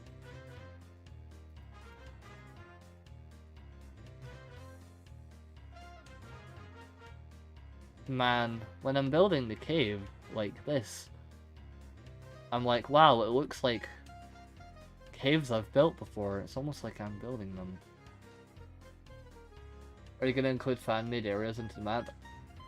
Now, are you referencing a certain fan game by any chance when you ask this question? Snowgrave isn't playing. That's the thing. I genuinely... I think I'm going to be so uncomfortable. I'm not going to be happy about doing Snowgrave. I really want to know it lore-wise, but I'm so worried. It's going to make me so uncomfortable. I'm going to be so sad.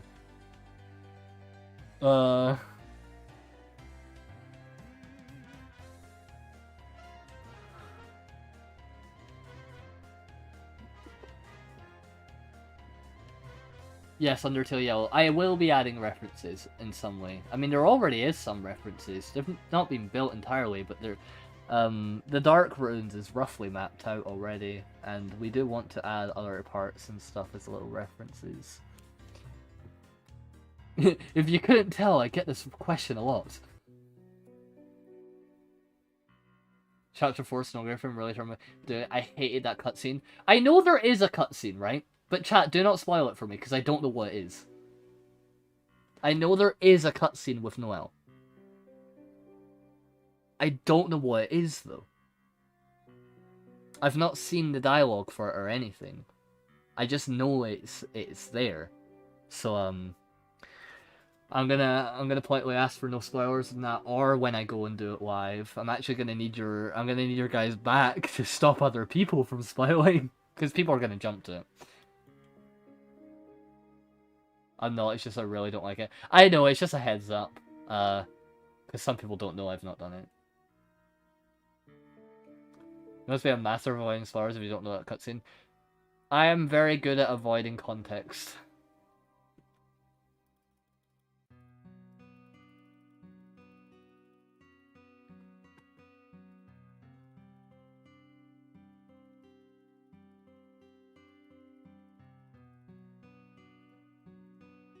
But yeah, I think I know what happens in the house. I don't know the context, build up, or dialogue though. So that's gonna be fun to find out. Can't wait for that one, guys. Time to see what everyone got so uncomfortable about it. Uncomfortable about it, made everyone squeamish. That's gonna be scary and fun, and I love Undertale and Doge. Yay! Isn't this game so fun and whimsical? I'm getting sick to death of building this cave already. I mean, it's good progress. But, I've not even done that much. I wish I looked at my stats before.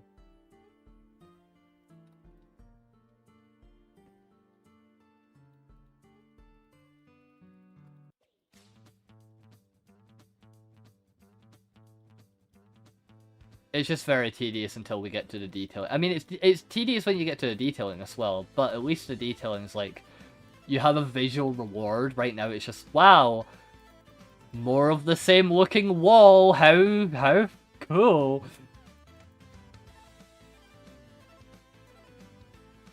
Oh my god, Trunks from Dragon Ball Z, is that you? How's the time machine?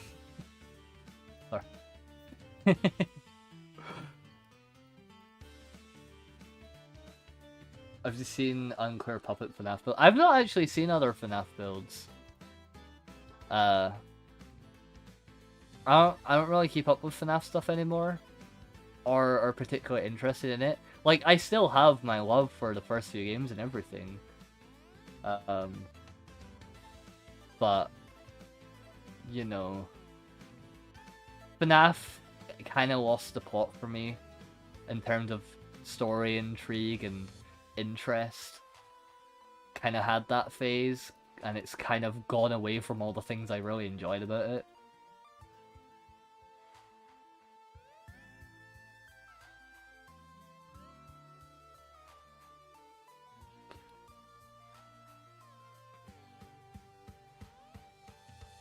Live footage of the monsters building down on the ground after being banished.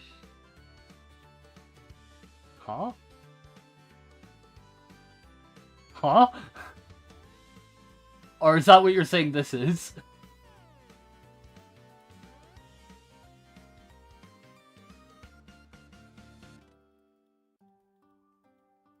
I'm not gonna lie, I do still really want to,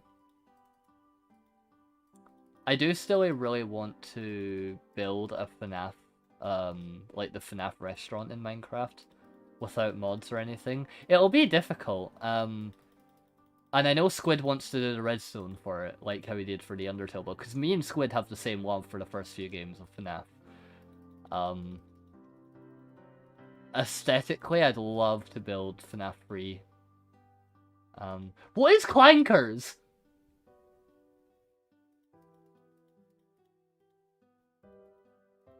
Did I miss something? Am I silly?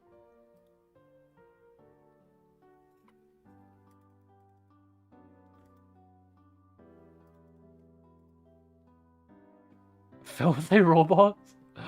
Oh my god, because you hate Android. I'm silly.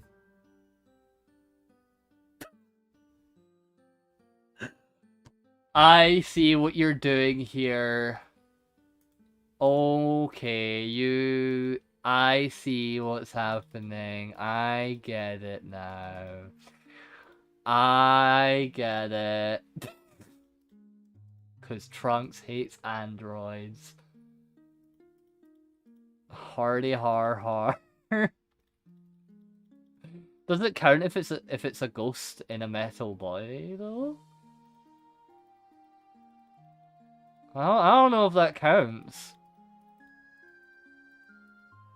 Yeah. Hang on, that's a monster ghost in a metal body. I don't know if that counts. They set the android free, it'll be the end of all of us! That scene, unironically, is really cool. I know it's been memed upon, but I do love that scene so much. Oh, Trunks, the only serious character ever. I know that's not true, but for a brief time, it was like the only sane character.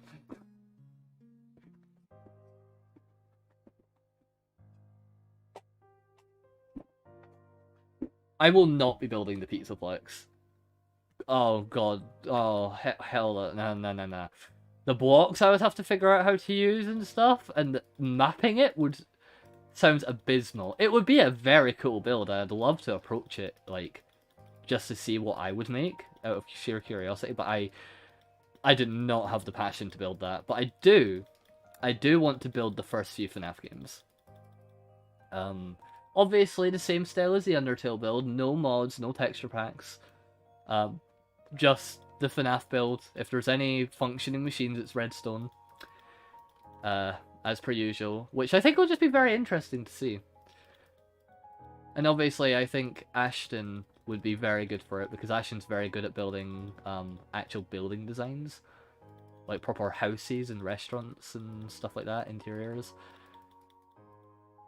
So yeah, I think we could cook something really good. It took him multiple years to finish it. I do not blame him. Mega project that is.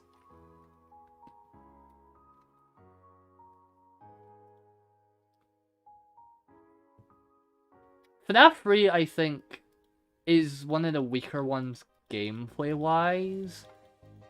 And structurally, the building doesn't make a lot of sense. But lore, like the lore stuff and the aesthetic and the atmosphere it sets, and Springtrap as a concept, I love. I love it a lot. It was such a...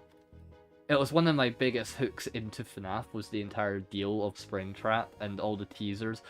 Do you remember the teasers dropping for like FNAF 3 and the trailer and everything? And like the darkened posters and stuff, and all the theories about who they were and everything. Oh, it was so cool. And like the hidden walls and what the pizzeria building and everything. That's so fascinating to me.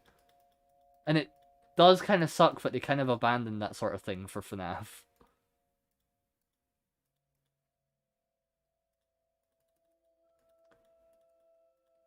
I do think the FNAF 6 ending was like such a great wrap, like bow, like a nice little bow wrapped up in a ribbon as a tie-in to the first few games. Like that dialogue scene and everything. Obviously, there's a little bit of nonsense by then, but like it's a really good scene.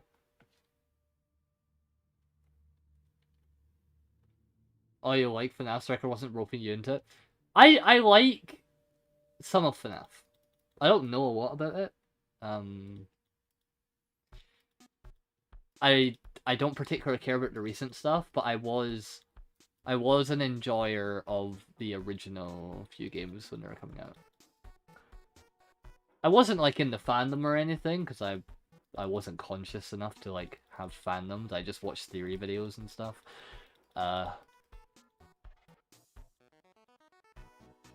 But yeah.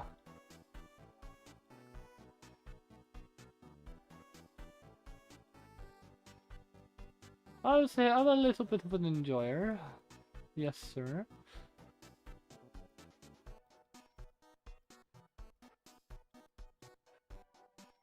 What Undertale soul type would you be? I don't know. It's a good question. I mean, as anyone does, you give it a sort of thought. I actually hope they don't bring back the Atom family. It's an absolutely perfect ending to her story, and if they brought it back, it would ruin it. They already have brought it back in later games, have they not? Like, isn't William still like a prevalent figure in everything, despite having a send-off like twice or 3 times now? I think it'd be Perseverance. I was thinking, I've been told Perseverance or Integrity a lot is the two.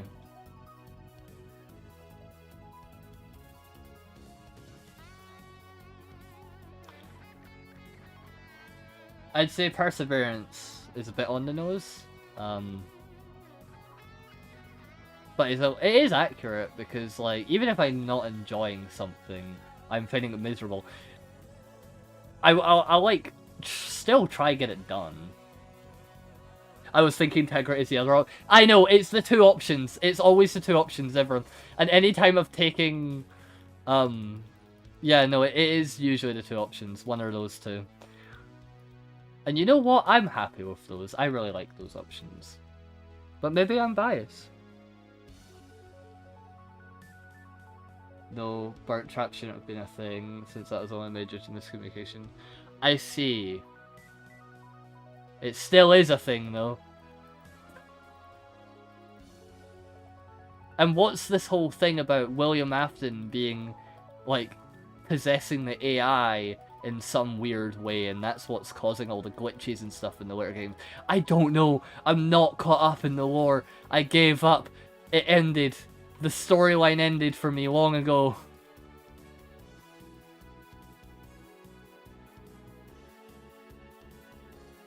It's non-canon. Okay, but it's still a game they made.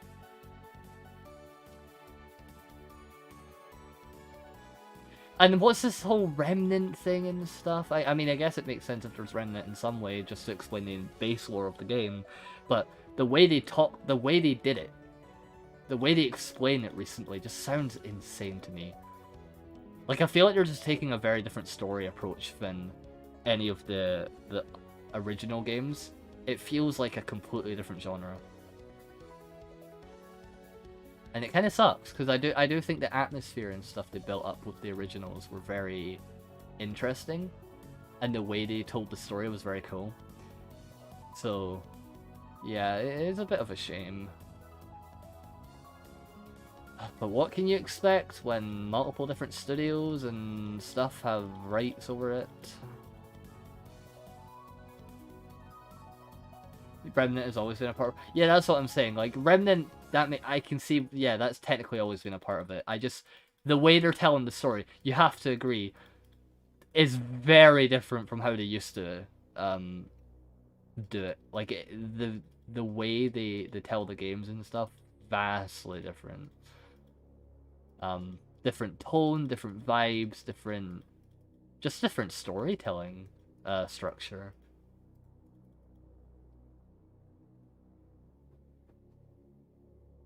You see more patience? Yeah, but you could say that about, like, anyone who, like, hosts a project online ever. Like, it's a very generic... Like, you can be patient with things. And to be honest, generally I'm not actually that patient. I just don't get mad at people. Unless they're harassing me about the same thing. And it's the same person.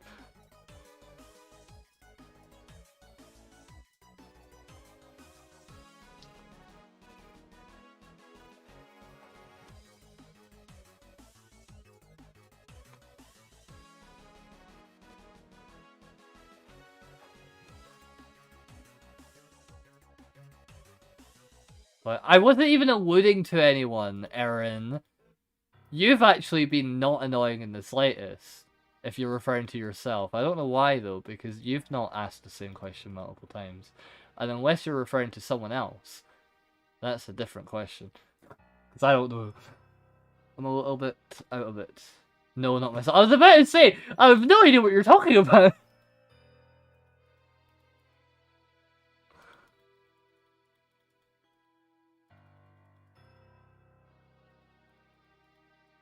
How are you going to do the echo flowers? I don't actually know yet. I mean, we could always just use a picture plant, or maybe we can find our own design. I don't even... But picture plants I don't even think we could use, because you can't... I don't know if you can place them on the warped blocks, which kind of... I mean, we can't place it on green grass, so it's kind of awkward.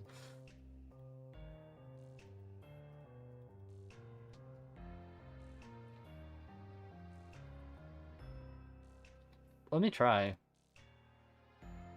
Is there a blue block we can place it on?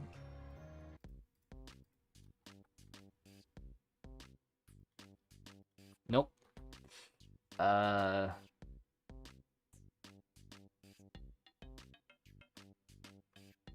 Well, that's all our natural block. Yeah, it is a very good plant for it. Yeah. What's your favorite Undertale plant? What, don't they have like 3 to pick from?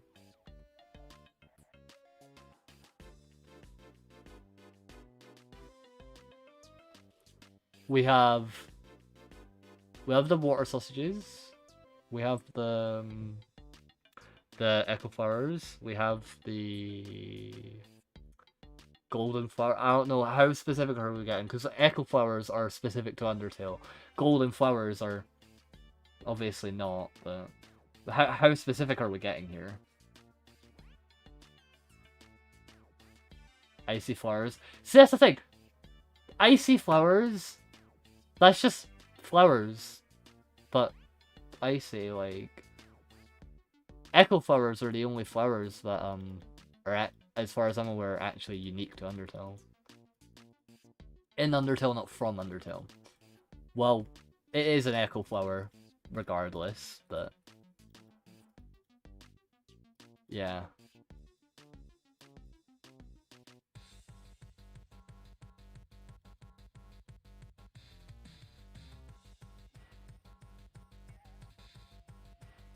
Is there ever any difficulty with implementing your vision of the map, and how do you combat that?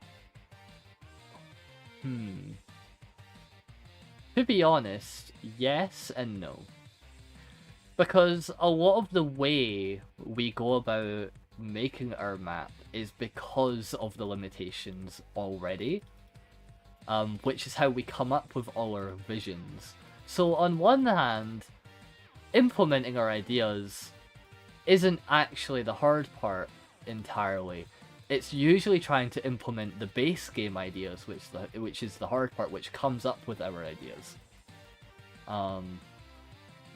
I will say, if I had to pick ideas, trying to figure out palettes naturally is the absolute nightmare of one, because we don't actually have a lot of...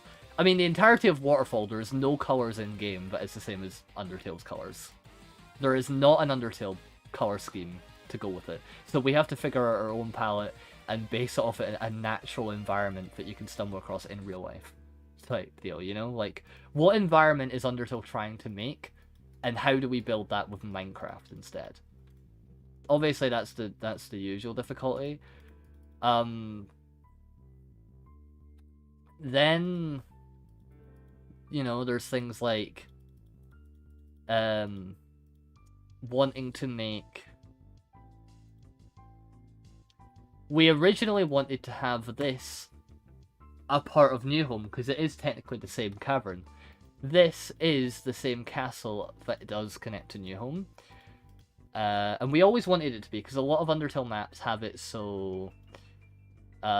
this is like a fake castle, as if you're pretending to look at New Home, but for our map, you know, it actually does connect to New Home. It is the same building. And originally we were going to have it even more canon accurate, where it just flat out connected and we're just going to have a gradient to go into the new home palette. But render distance and block blending and cavern size and everything, it just didn't work out. So we had to work with a compromise where the castle was sort of built into the rocks itself. So it does still achieve our idea, which is, again, it is actually just based on what is in game. It's not our original idea, it is just the situation it is from the game. And not a lot of people approach it that way. Same with the duck that carries you across the small, like, bit. A lot of people have, like, teleport commands or stuff for awkward bits like that. Nope, we reroute the entirety of Undertale to make it work. We changed the rotation of certain points of the game and everything. Hotlands. Fun fact, you know the welcome to Hotland sign? There actually is a shift in perspective in-game there. But if you want the entirety of Hotland and New Home to... Because I don't know if you noticed, let me just go there in-game after I finish up this wall. Because I'm very close and I don't want to cut out the replay. In-game, the perspective shifts.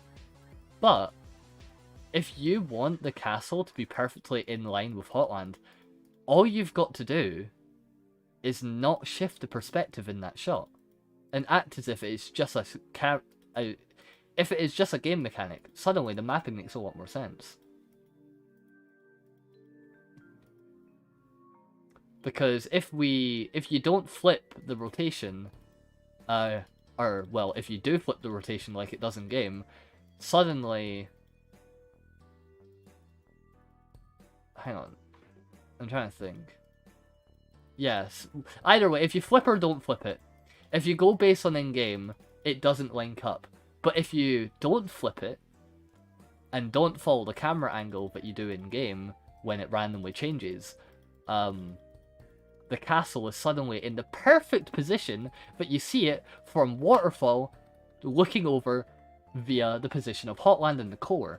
Because in order to make the castle and everything, we had to make sure we had the specific location of the core, which is why Hotland is so pivotal to making Waterfall's castle view in New Home important. Because, as you are aware, you go from core to New Home via an elevator, so we had to get the elevator's positions properly mapped out position-wise before we even built the waterfall views and everything. So we had to map out everything perfectly before we could properly build the areas today the way we wanted them.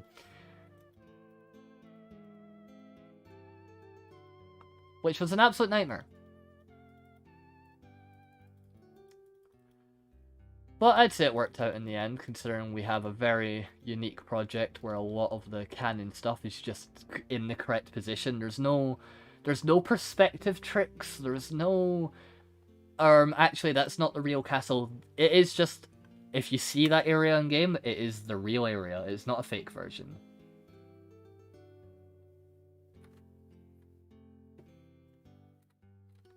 Anyway, I know I've not built a ton today. I've placed a few thousand deep sleep, but...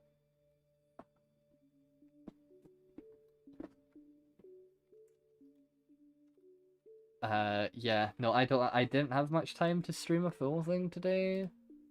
So,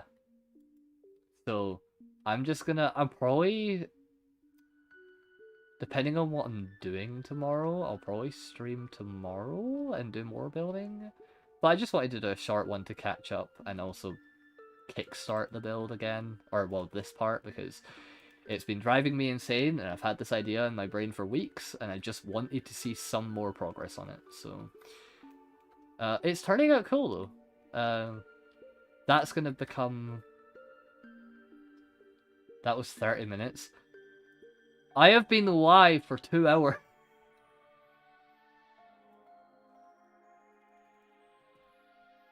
Yeah, this is gonna be like an overhang, that connects up into the wall here. Which goes down to the back there. Yeah. And because of the little overhang walkway here, we could have some little parts of water flowing down and having the little overview, like the little waterfall, similar to how when you're looking at the game from this perspective, when you're playing it, you see waterfalls as Frisk walks by. So we get to replicate that visual really well because of it. And I think that's cool. I'll say the way you laid out Undertale, so it's perfect design, everything works with each other, it shocks me. Especially when games can always be pretty tricky when perspective and layouts. Oh, it is. It's an absolute nightmare. The entire... Let me show you, chat.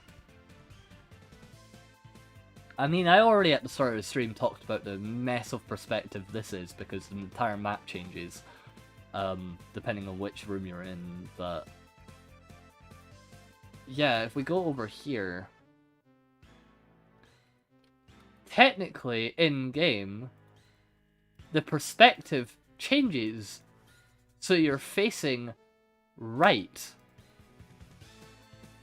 But if you want Hotland in the core to line up perfectly with where the castle is in view of Waterfall like in game, the trick is, when Undyne chases you, you don't flip the perspective, you keep it a straight line with the spikes and stuff, like you see Undyne chasing you, which suddenly puts Hotland and the entirety of the core in New Home in the perfect position, because much like from this perspective, the core is the lab is in the distance, like you see in game when you're standing here, and obviously you won't see it with the terraforming, but you get what I mean. Artistically, it's in the right position.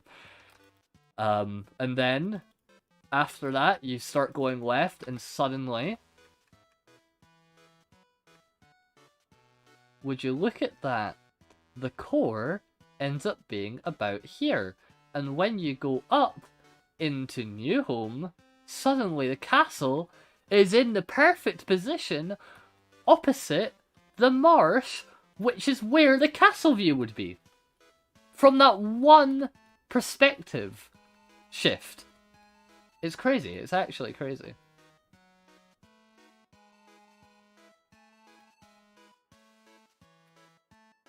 But yeah, none of that weird teleporting nonsense, because you ruin your immersion if you just have two different caves and you teleport to them. Or you have a fake castle that isn't connected to the real one. It doesn't feel like a lively world at that point anymore. It feels like you've just built something really cool without any geological sense, and that's boring.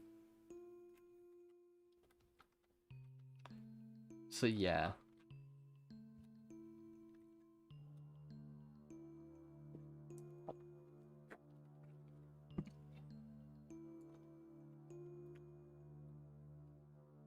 God, we really need to finish this room. The terraforming itself is mostly done, but the detailing on a lot of parts of the roof and walls are so bland. I mean, the terraforming is not even done over here either. Ugh.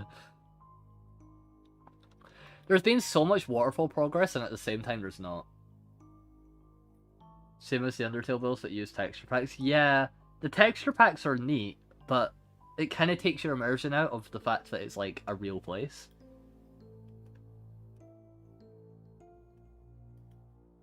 This is like some sort of story shift.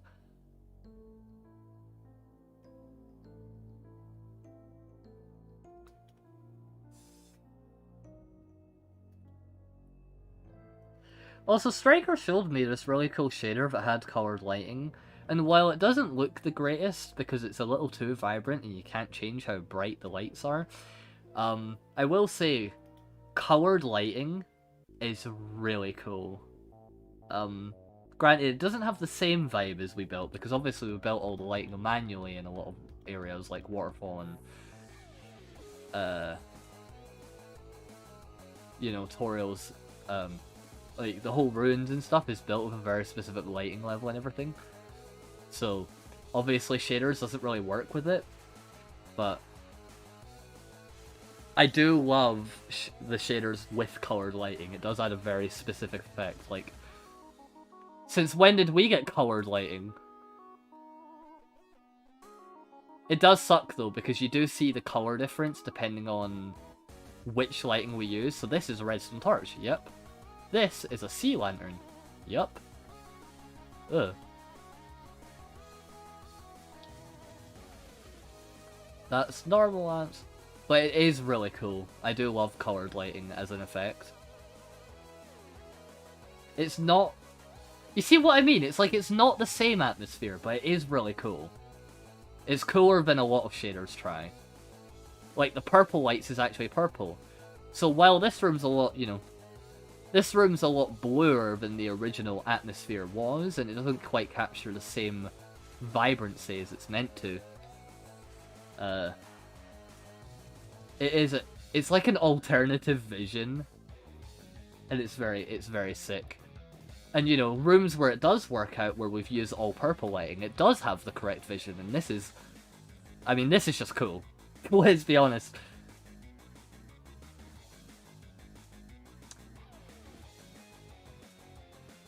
So like this room, because we've not got any blue lighting, actually does fit.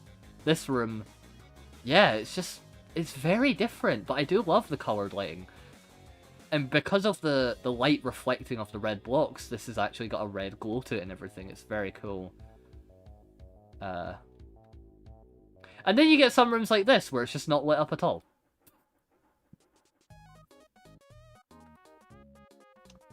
It is very neat, though. Whoever made these shaders, huge hats off. The shaders, if you're wondering, is Soulless Shader.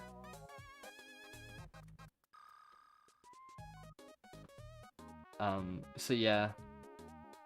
I was saying, because while a lot of areas are quite cool with the shaders, obviously we do prefer the normal lighting, just because it gets the right vibe. Could you imagine building the Chapter 4 Dark World with blue lighting if this was in the game? Like, if you could have actual blue lights in-game, oh my god, the vibes would be so incredible. But yeah, it looks cool, just not the same. What's shader called? I'll wait for the stream to catch up. So yeah, not quite what we're looking for, but it is very neat.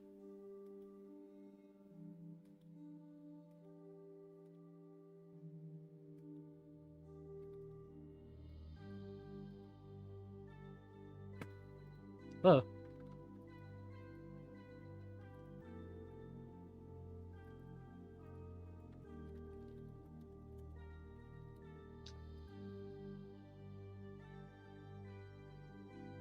Could you imagine it was called Soulless? Like, Soulless? My Undertales!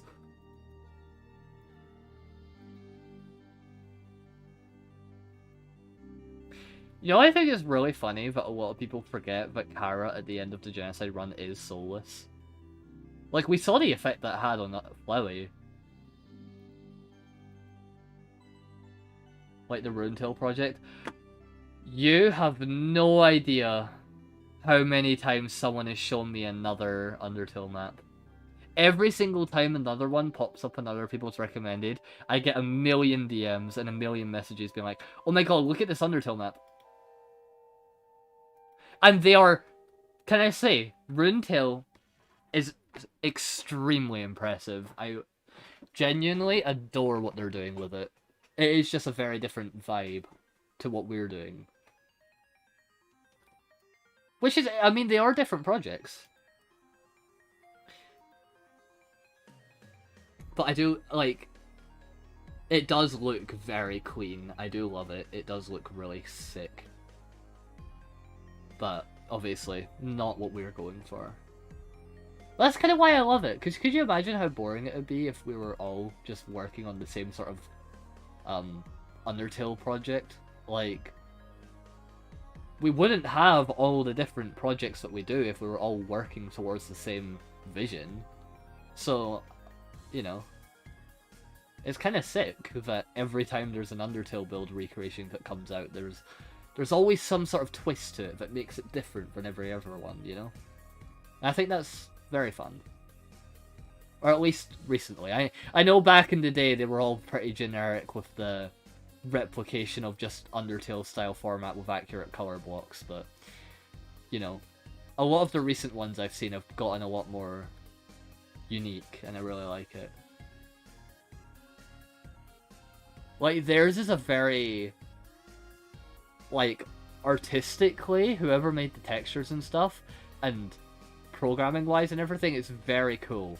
Very, very impressive. And I love it. You know, it's very... It feels like Undertale. It feels like you're playing a blocky version of Undertale. Like a very good one. But you know, this is the Undertale in Minecraft map. That is recreating Undertale in Minecraft type deal, you know? Yeah, so they're very different. But I really like them.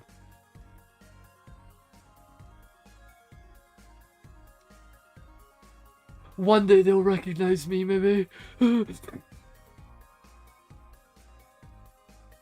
That'd be really cool, though.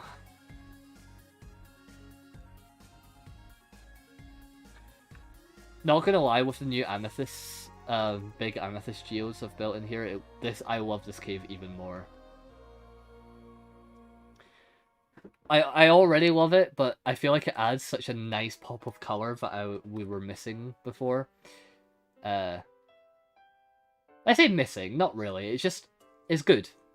It also ties together smaller parts of Waterfall in a way that, because there is amethysts and stuff in Waterfall. There are purple crystals, and I was looking for a way to incorporate them other than just amethyst geodes, and I think with the black rocks, it creates a very cool visual. If you don't... And also, you want to see, here's a little building trick for anyone else building some crystals, but I just learned about. If you're building in a cave that's far away, you might notice it's very difficult to light up crystals when there's no actual light source on it. 1. Play a bit of perspective. Add some coloured lighting. So I added a purple frog light, and I've sort of hid it from perspective so it's glowing. But that's not the only thing I've done to light up, because that would only light up the base. I've added some floating candles, which gives off a different light level, so it lights up the edges of the crystal too. And I've not made it too bright either, I've left it a little dimmer than full, so it adds this sort of slight gradient so you can sort of see the shape of the crystal. So you actually get a sense of what the shape of the crystal is, because it's not just one vibrant blob. It has a sort of smooth gradient of a spike. And because it's so far away, you don't actually notice any fire particles rendering on the candle, and it's very small, so you don't notice it. Same with here and everything. When I get rid of it, it works, but you know, you don't get the full scope of the crystal, especially on the bigger ones. So that's a little hot tip if you're struggling with lighting other than just the back bits.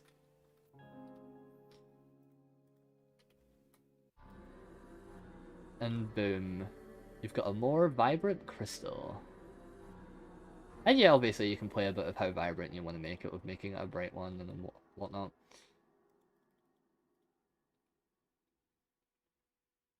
Wait, notice with shaders. Shaders kind of ruined this entire room, because the glass doesn't glow and everything. Watch. It's kind of really miserable, actually.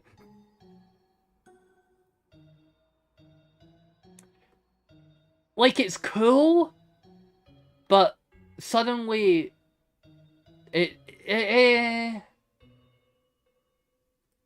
like, I like the glow, but the glass, suddenly it's went from big crystals to clumps of small crystals.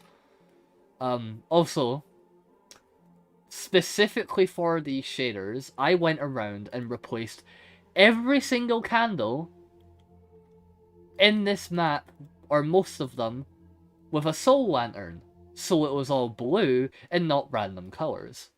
So you do get a blue effect with the shader on. So it's not that ugly compared to other shaders, but I mean, you can't even see the water, and you know, it's cool. It's really cool, don't get me wrong, I really love it, but it's very different effect. It didn't look nearly as cool without me doing the lighting thing. Hang on. I can show you, actually.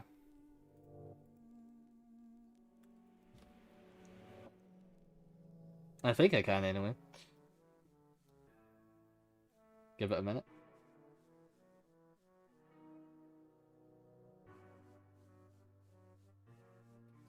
As a marsh disliker. Don't lie, you like the marsh. You like it when you explore it. Look how ugly the coloring is without those lighting changes. Oh, it's so bleh.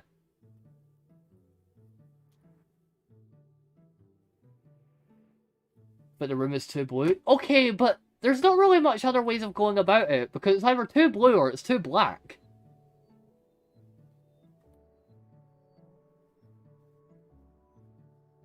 Anyway, I don't care. You can be a hater all you want. It's some people's favorites part of the build, and some people's least favorite. You know, it's a compromise on what you want.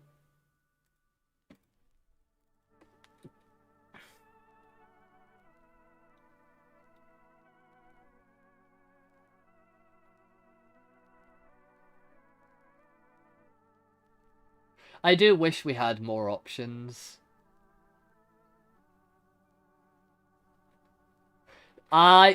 Don't lie, Aaron. I remember when you logged on and explored it with the proper lighting. I know what your real reaction was. You can act all nonchalant now. I know what you said. I was there.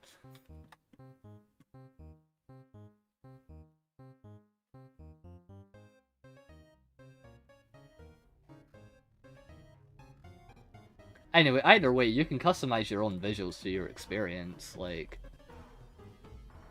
you can dim the color slightly so it's a little more atmospheric and everything. I do quite like the darker brightness for this room because it does dim the saturation a little.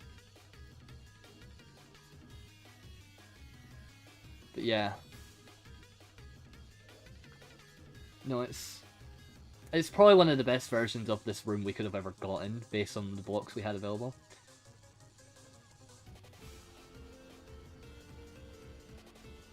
I do love this mini palette that I've built recently. It's very unique. It's a very small part of Waterfall, but I do really love the vibes. I love that this part went from my least favorite part with the weird deep slate, like... It used to be one of the most miserable and basic parts of the build, and now it's went to one of my most favorite cozy parts. I don't know, I just really like the vibe here. Does it not just feel really nice to walk through?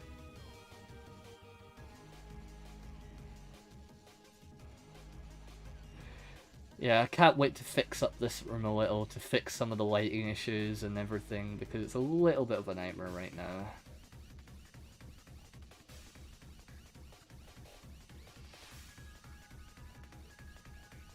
Yeah, small tweaks and Waterfall slowly coming together. I do still need to change... the statue looks very impressive at the scale it does here. It does look really cool. I will be shrinking it though, because I don't like that when you're actually in this room, it doesn't feel the same. Obviously it'll still be bigger than the in-game version, because it can't be ridiculously small. But it'll probably be like half the size of this statue. Just to make it feel a little more cozy. And I'll probably change up the floor pattern and stuff in here, because this was built, admittedly, for the trailer, as opposed to, the room itself. So yeah, you can tell that I've detailed some of it, but, like, the detailing itself is very rudimentary. It is purely surface level, it's not very detailed at all. And I do want to fix it, because right now I'm not a big fan of the room. I'm only a fan of the trailer shot.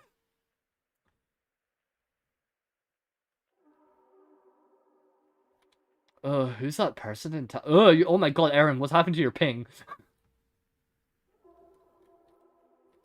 How did you network with other creators to get the team for this build?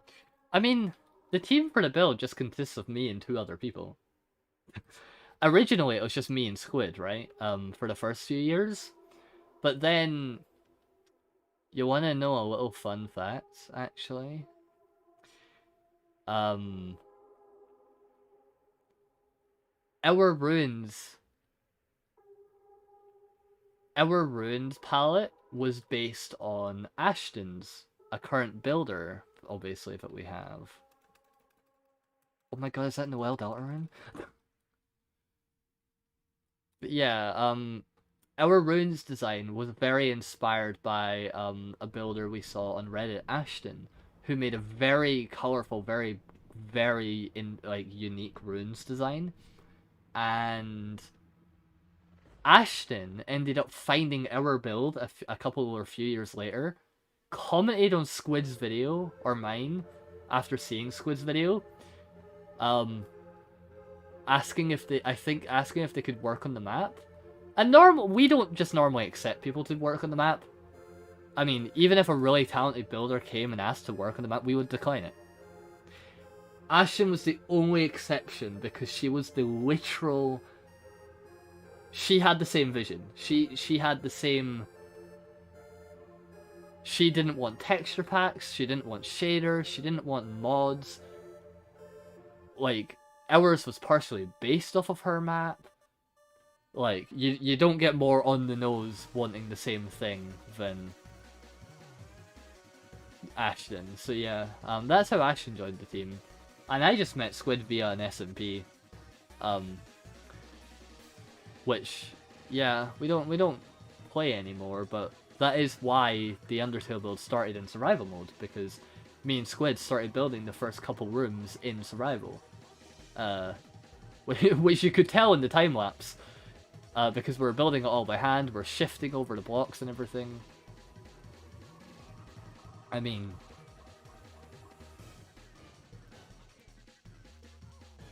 It's why there is parts of the build that are on...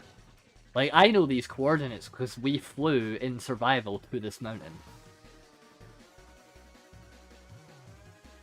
Which is why I still know the coordinates to this day.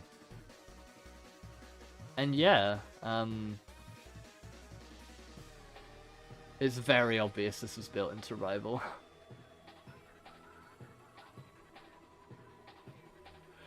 Here's where our storage room used to be. There used to be a lot more chests and shulker boxes, which you could actually find from a VOD from 5 years ago, actually.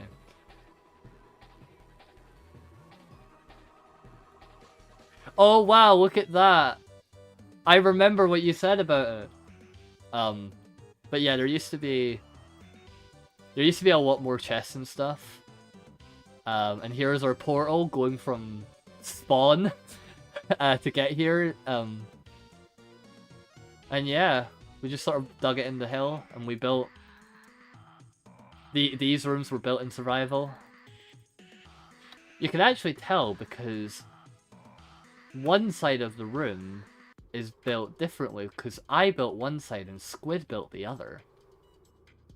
And now let me figure out which side did we build, because we terraformed it decently, like quite differently back in the day.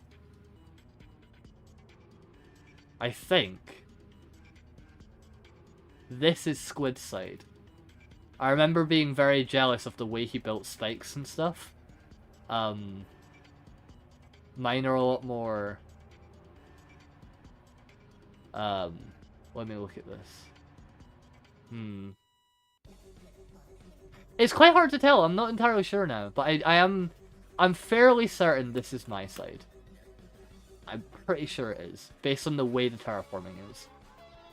And how spiky this side is in comparison. But yeah, obviously we added the 4 texturing. We actually added the 4 texturing in the update before Under event, so we could have it in the trailer. It was just a plain course for, because we didn't have the design figured out yet. And obviously we updated the texture up here because we got a bunch of new... Because the original room was built in 1.16. We didn't have... Let me showcase.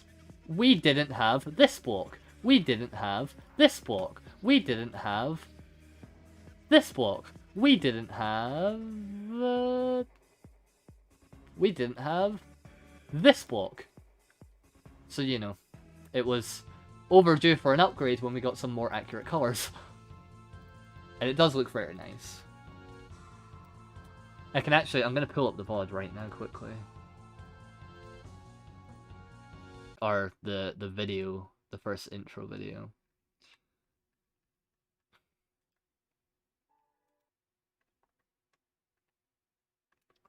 Can I share my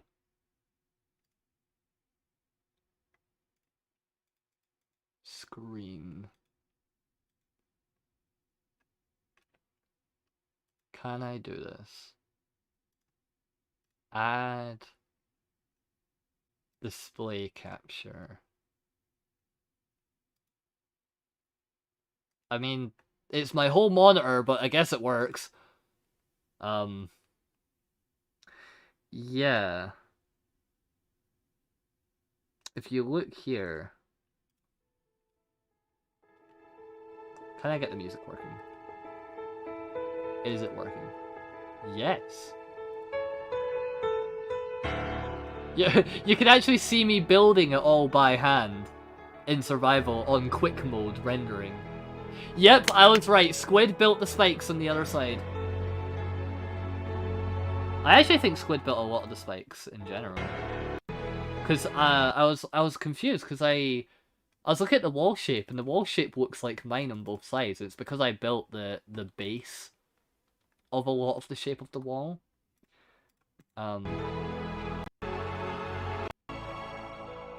Yeah, so you can see me going around there. I think Squid added all the spikes there on that side already, and I'd added some in post here. Which, does that line up with what I summarized? Yep! This is Squid's side. I was right.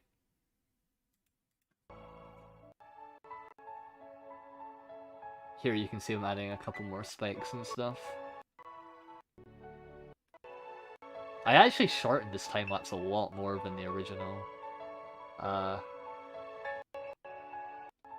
I mean, we're using survival gear. There's a shulker box for resources. You can see some mobs spawned. Figure out the pillar design. Yeah.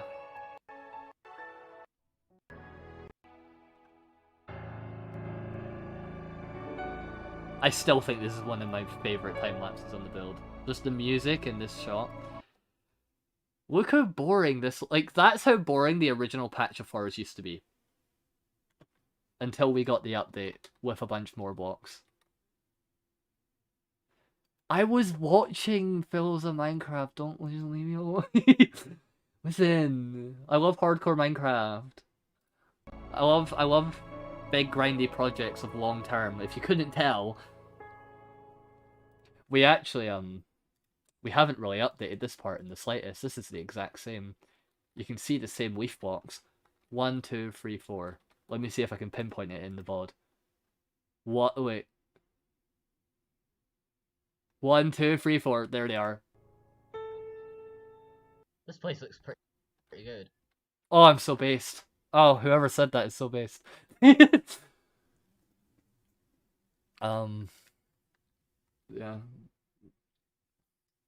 No, it's and a little fun fact about this room that isn't actually implemented entirely right now. Well, it is, but in survival we wanted this to be the key source of light, but we also wanted the pillars to be visible. But we didn't want to just add a light source, because a torch at the bottom is boring. So you'll notice you can actually slightly see all the pillars, and that is because we have light. Oh yeah, I forgot about that. Where is it? We have light coming in from the surface in the little holes. And because I built a temporary spawn point for the world downloads, we had to make some not so subtle light holes. But yeah, letting these, we actually specifically dug these so they lit up the edges of each pillar, so it has that quite the slight glow to it, as if the light coming in from here is bouncing off the pillars, even though it's not entirely true. I'll showcase what it's like without it, actually.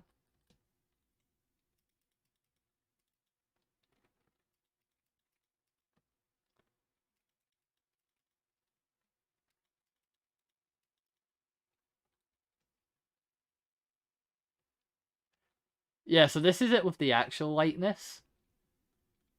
And it still looks really cool, but they don't have that faint glow anymore. It's now just an ominous... Like, we really liked that these pillars were very highlighted, but we really wanted it on all of them, so we just did. High wild cards. So yeah, with some carpet trickery, yeah.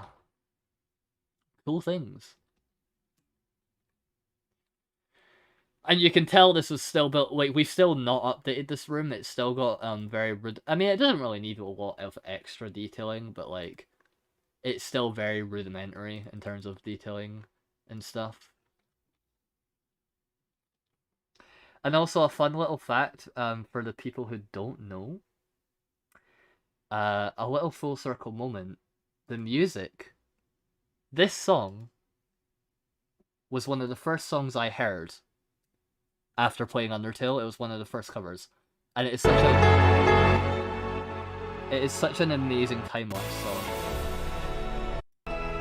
Like, beautiful cover.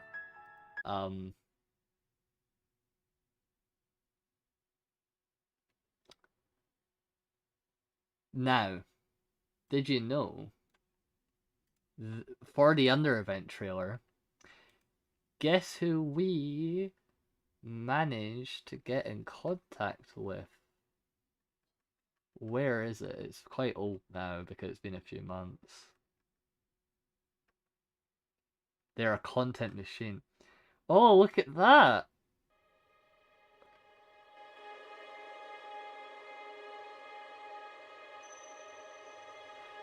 Yeah. 5 years later, we managed to... I can't remember how it happened. I think I just commented... They actually commented saying they liked my profile picture. And then they found my channel, and it made it easier for me to contact them about getting the music commissioned, like, a year later. Anyway, I'm not to pat myself on the back or anything, but the music, for the trailer is so peak. If you've not seen the trailer, it's incredible. And the trailer is really cool, and you should totally check it out. Yeah, you can see now the floor is detailed because it was in the trailer for Under event.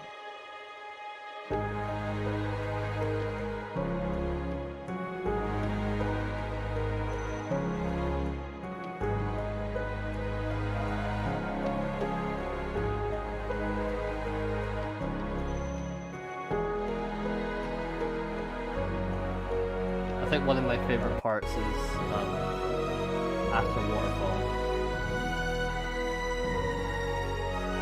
Fuck it, we're gonna watch my own trailer. Why not? I didn't spend 8 months on this to not show it off.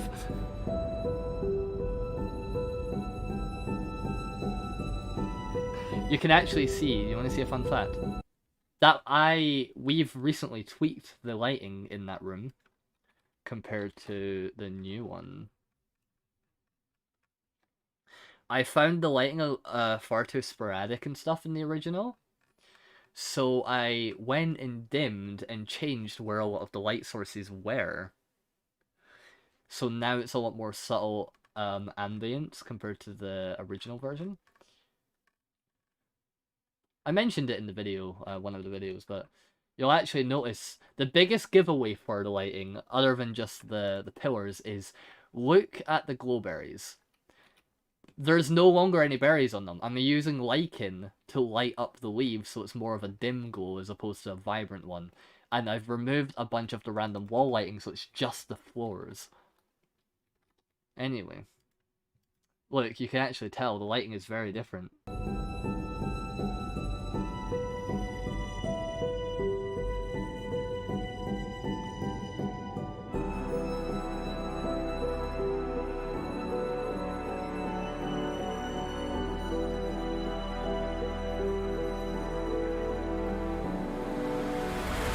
this build up.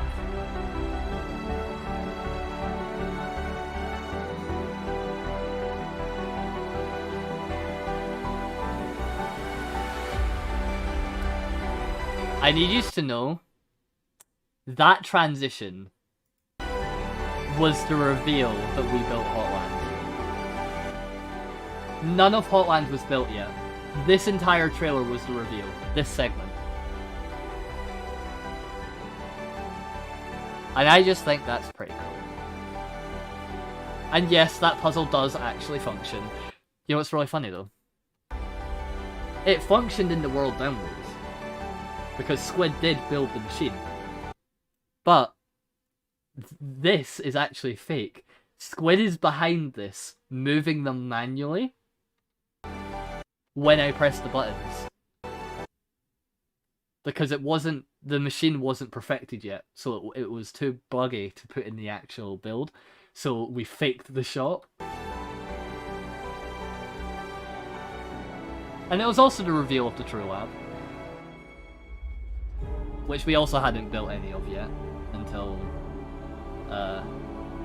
isn't it broken again now? No, it's not entirely, finished, but...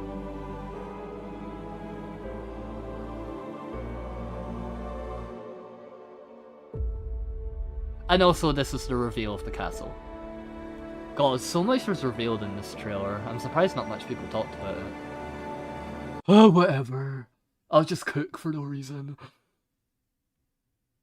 And also, yeah, Snowdon Town wasn't built yet either. There was some of the buildings, but the actual town itself wasn't built yet.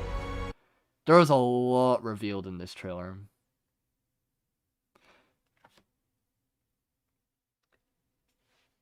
So, yeah, kind of like half of the build here wasn't in any of the previous world downloads. And now I can show you. Hi, fellas. Hi, Bedbug. Long time no see. Speaking of bed, I really need to do that.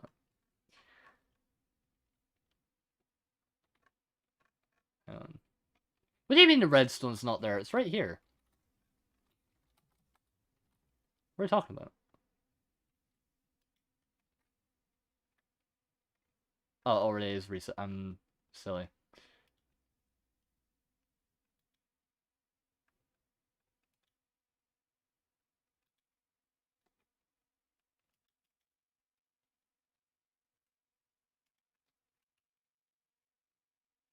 Yeah, so it does function technically. And it is fully redstone. Like, this is just vanilla. There's no command blocks, no nothing. It is a redstone machine.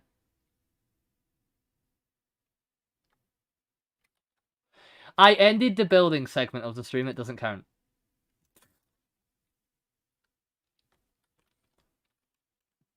Yeah.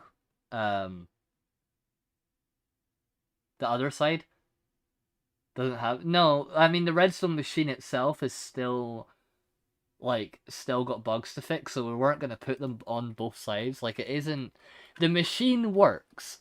The door is not linked to the machine.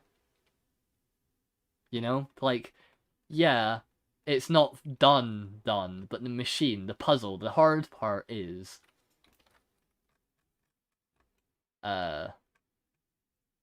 yeah.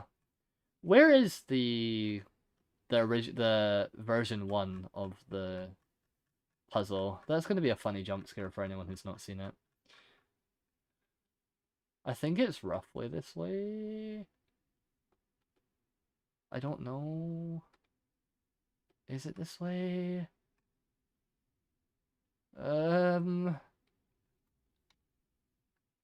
Maybe it's not. Maybe it's the other way. No, it is. Here it is.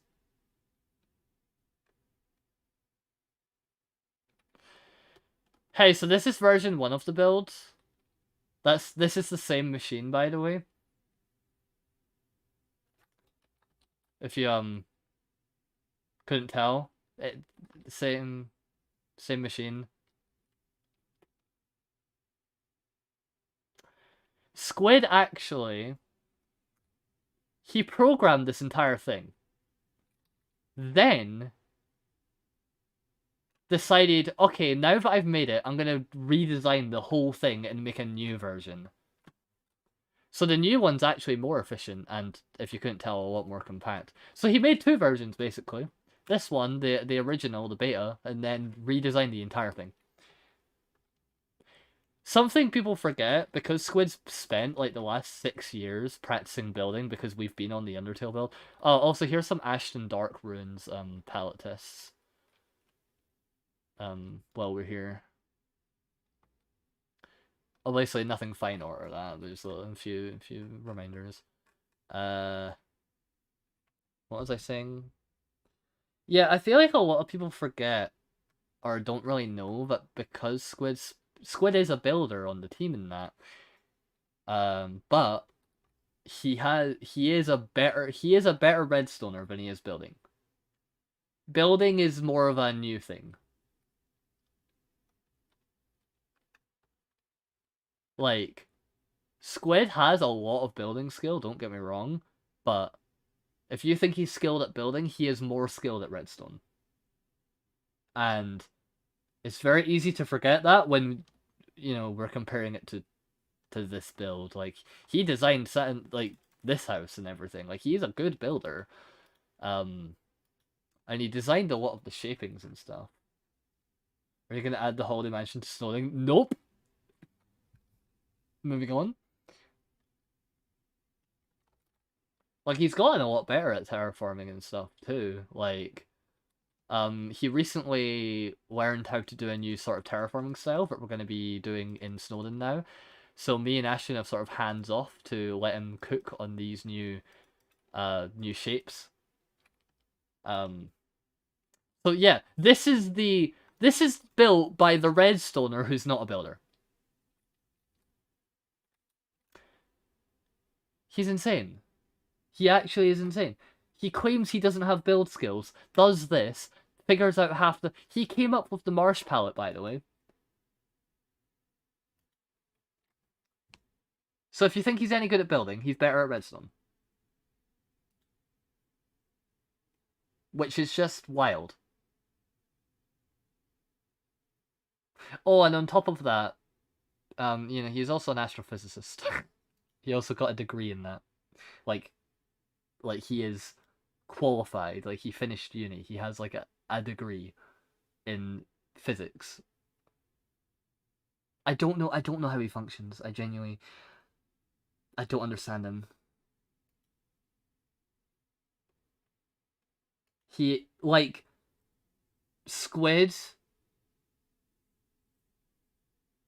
like, you'll actually notice the river, he has made sure the river is geologically accurate. It is a river that is theoretically possible. Oh yeah, he's also been on a 6-month walk in America right now. That is why Squid has been gone off the build for 6 months, because he is right now walking through America for 6 months.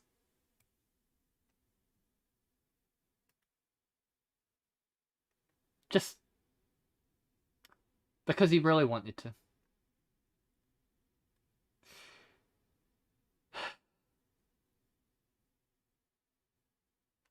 What is it called again? Is it the Pacific Crest Trail? Or I can't remember what the trail was called. Do we know how far along he is? He gets back September. Like, he has to. He finishes in September regardless.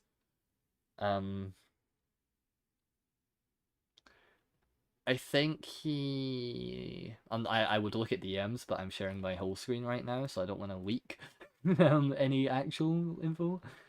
But yeah, he just passed Place That Was on Fire, if that rings any bells. God. I would say another piece of information, but it would leak his... You could Google it, and it would leak his real life info, so I cannot reveal it. But he also had like a really good record in something in real life too. in his country. To the point that you could look it up and he would be on there, which is why I cannot say it. Not related to any of the things I've already said.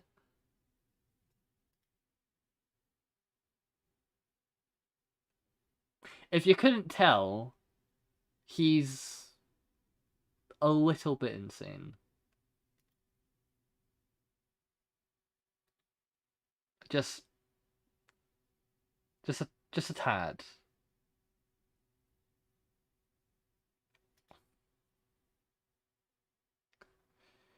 Oh, Squid, never change.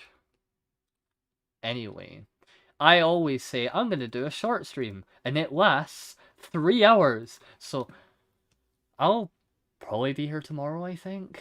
To do more building. It'll be earlier than today. Today was a very late stream just because I just really wanted to stream for the sake of it. Like, I just had the itch to catch up and everything. So, yeah, I will see you whenever. Within the next few days. You'll get a ping on Discord. Whatever. Bye-bye. Bye. I'm actually tabbing on to... I'm going to press